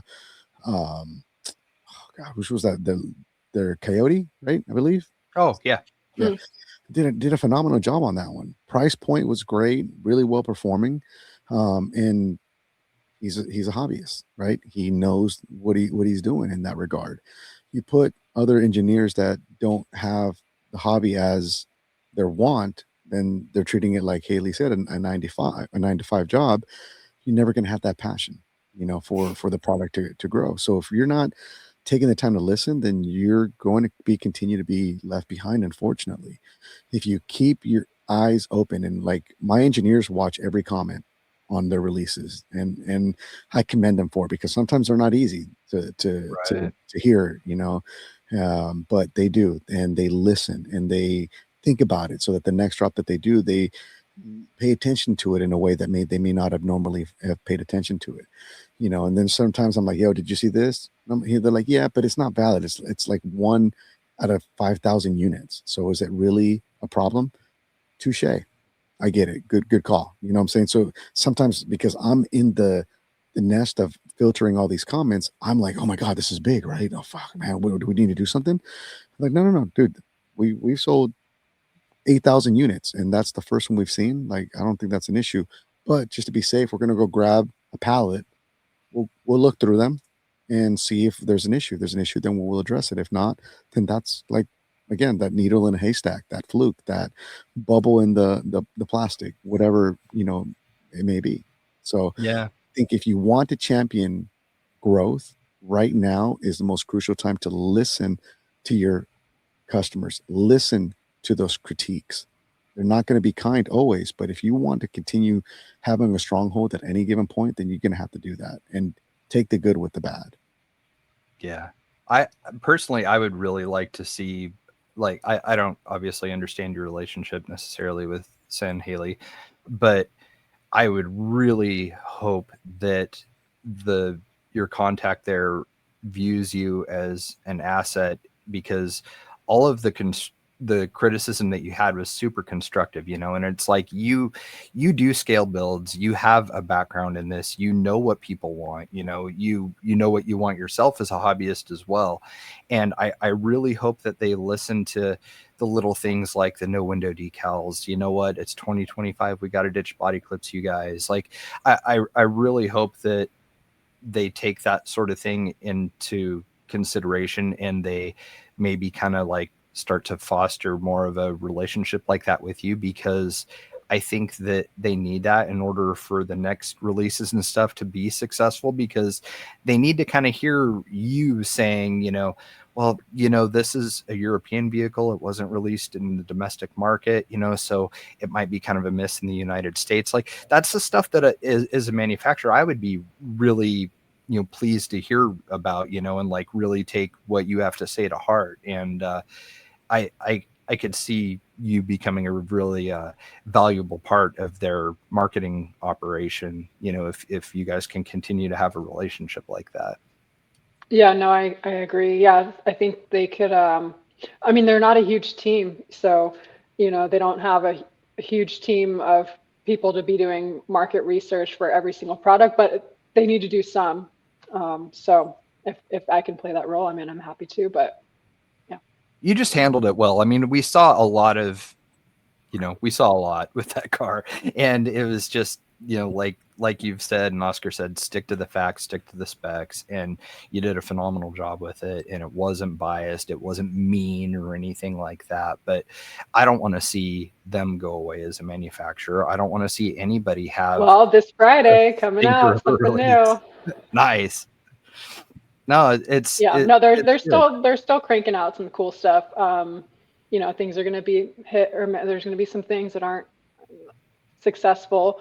But yeah, some cool stuff coming out with them. And I think there are opportunities to tap even more into, like, to crank it up, on some of the projects that they went to like Europe and traveled around with the Ford Rally and made this really cool production video. I'm like, that's, that was fantastic.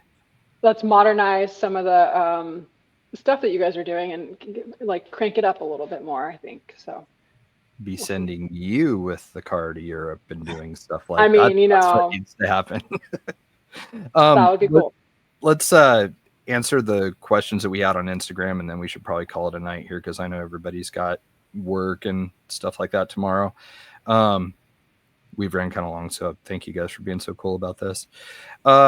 So we had Checkered Pass 503. That's Chris Trudeau, one of our loyal listeners, said, "Can I officially invite you to be our celebrity guest at the Bigfoot Crawl 2026, sponsored by RC4 Drive? Oscar, you're welcome to make the trip to the Pacific Northwest if you're interested in being a sponsor. Just saying. Hopefully Jay can make it this year too." So you guys are invited. Well, remember when you invited me and then you sent me the wrong link 4 times? God.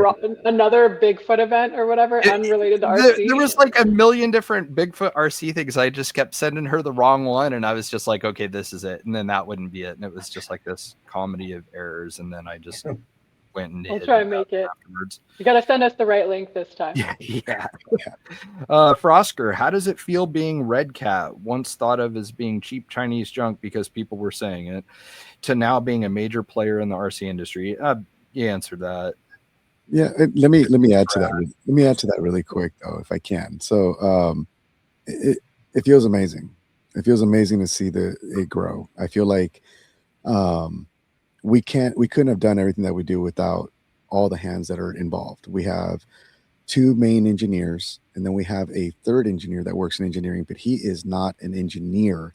He's a hobbyist. He is an RC geek. He raced RC, 8 scale buggies, and he kind of keeps the engineers humble in understanding RC lifestyle.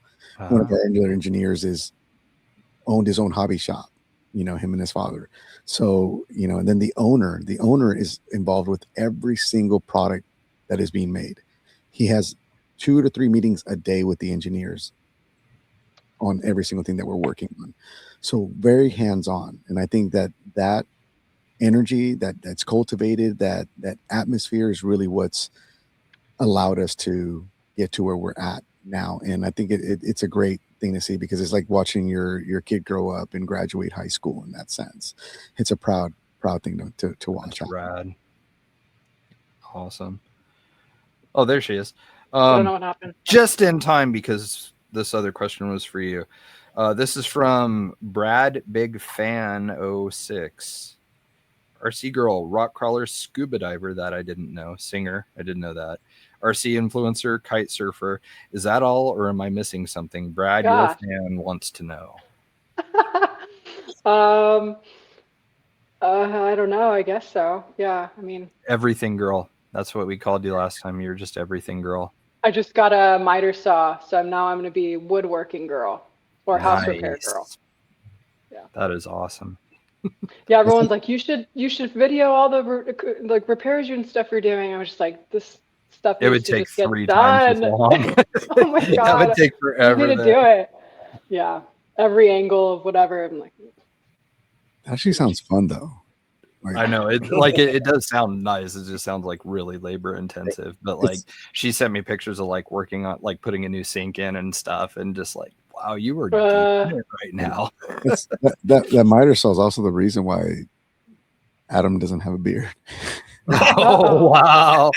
What? They're just taking all sharp objects away from him.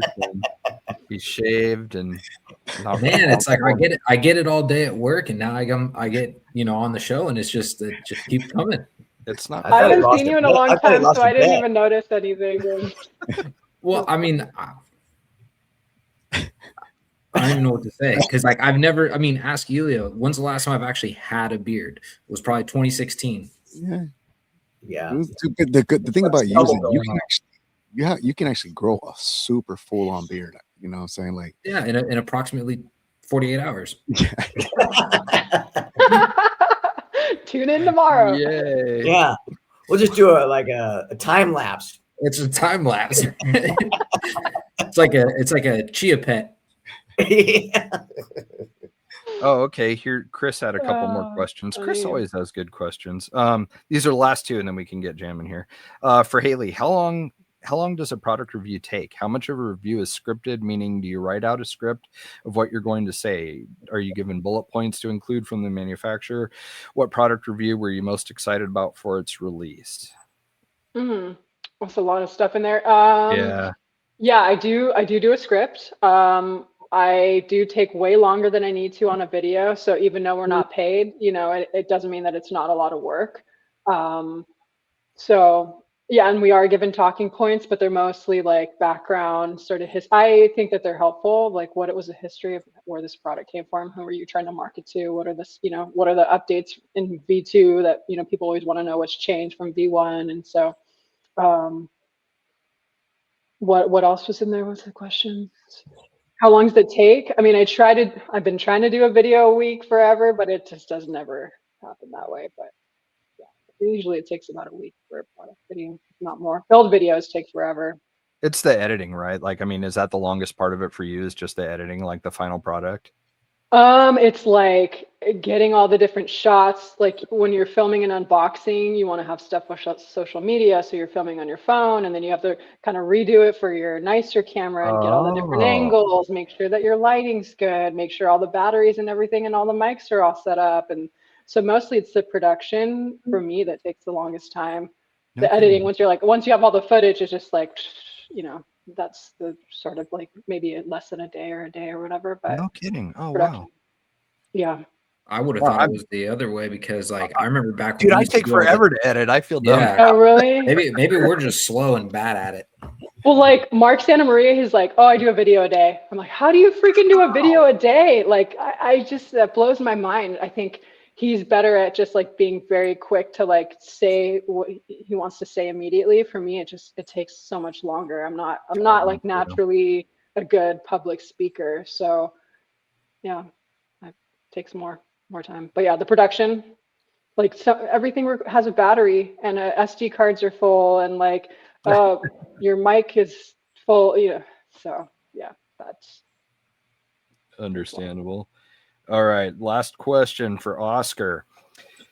How hard is it to keep quiet about future products and projects you're working on? How much communication and advice do you have with other industry people, i.e. Reef, Josh, John Holmes, etc., either getting expertise or perhaps technical questions, etc.? And then what's the most nerve-wracking aspect of future product launch? Another good one. When there's something that I'm excited about, I struggle to not say anything. And at the very beginning, I would confide in my closest friends, and I made him sign an NDA. So if you make him sign an NDA and it's your best friend, he can't double cross you twice. So you know what I'm saying? It just helps the situation. It helps you vent because you come home and you're like, hey babe, I'm excited about this.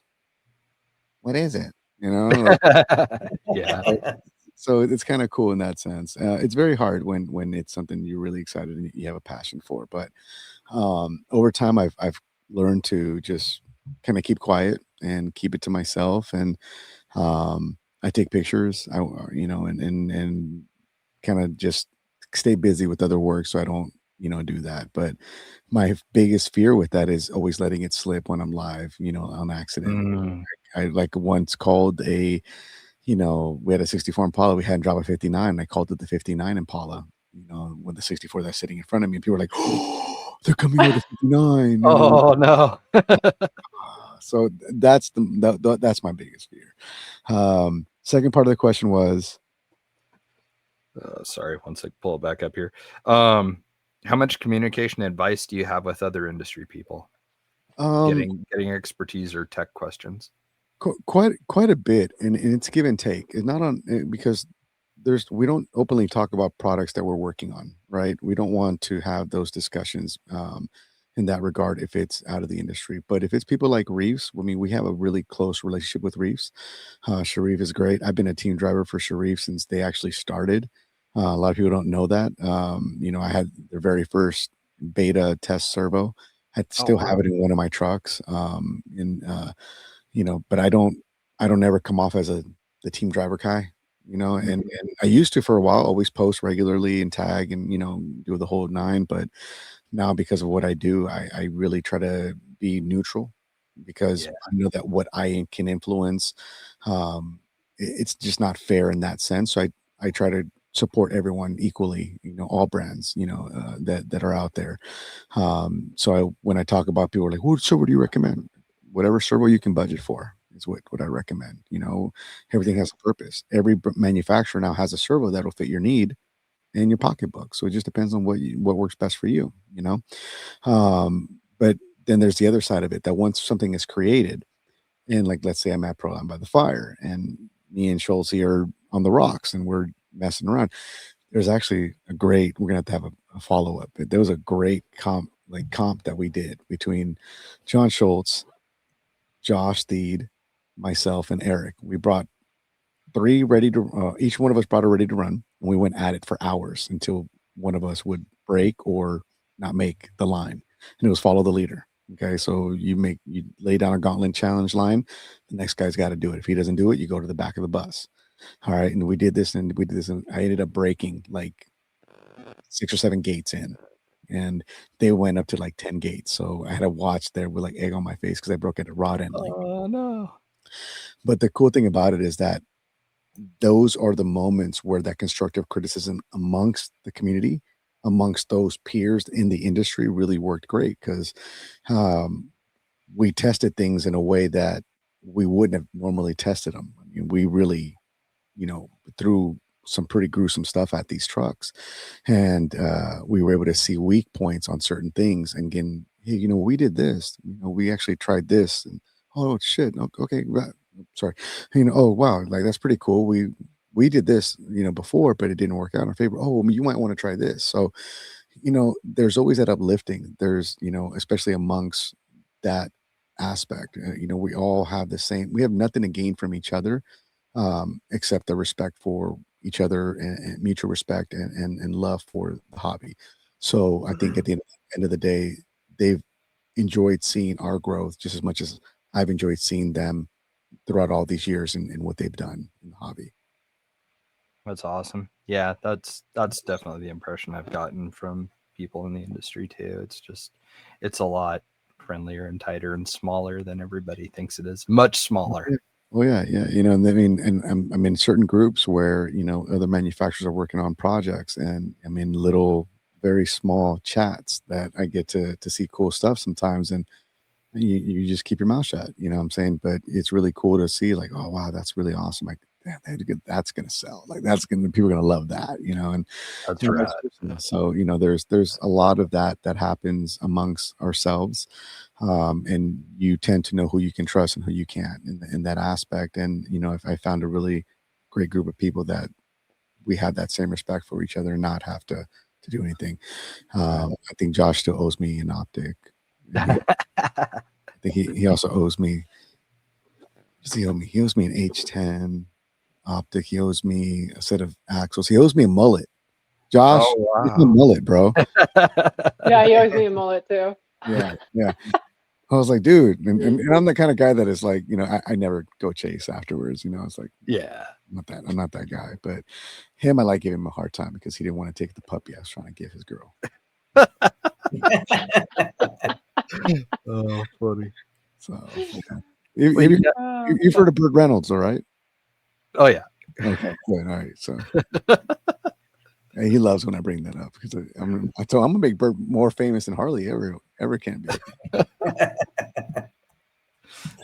Well, you guys, thank you so much. This, even with the pauses and the stuff I got to edit, I still think this is probably one of the best episodes we've ever had. So thank you so much for your time. I really appreciate it. This was something that I felt was really important for people to hear. And it was awesome that you guys took time to share this with everybody. So thank you very, very, very much. It was a pleasure. And I really hope we get to do this with you guys again sometime. Absolutely. Yeah. No, that okay. So thank you for having us. It's been a pleasure, and at any given point, just to be in the same room with you guys, and all four of you. I've been looking up to for years, and Jay, we've known each other for some time, and I've been a huge fan of your work. And oh, thanks, man. I remember meeting you at Axial Fest many moons ago, and Adam and I still are always in contact whenever possible. And Elio knows, man. Elio, I have much love and respect for him, and yeah. So they've supported me on my ventures before I was in this footprint. So I mean, how much love can you give someone that really knew you when, in my eyes, nothing, in the hobby, to then being able to be in this footprint and share the room with you guys. So it's an honor. Thank you guys. That's awesome, man. We're happy for you. You're doing a fantastic job. It's both of you. I mean, the hobby and the industry needs you both, and people like you. So thank you guys for doing what you do and doing it well. So cool. Yeah, we'll leave it at that. Thanks, guys. Have a good All one. right. Thank you. Bye. Bye.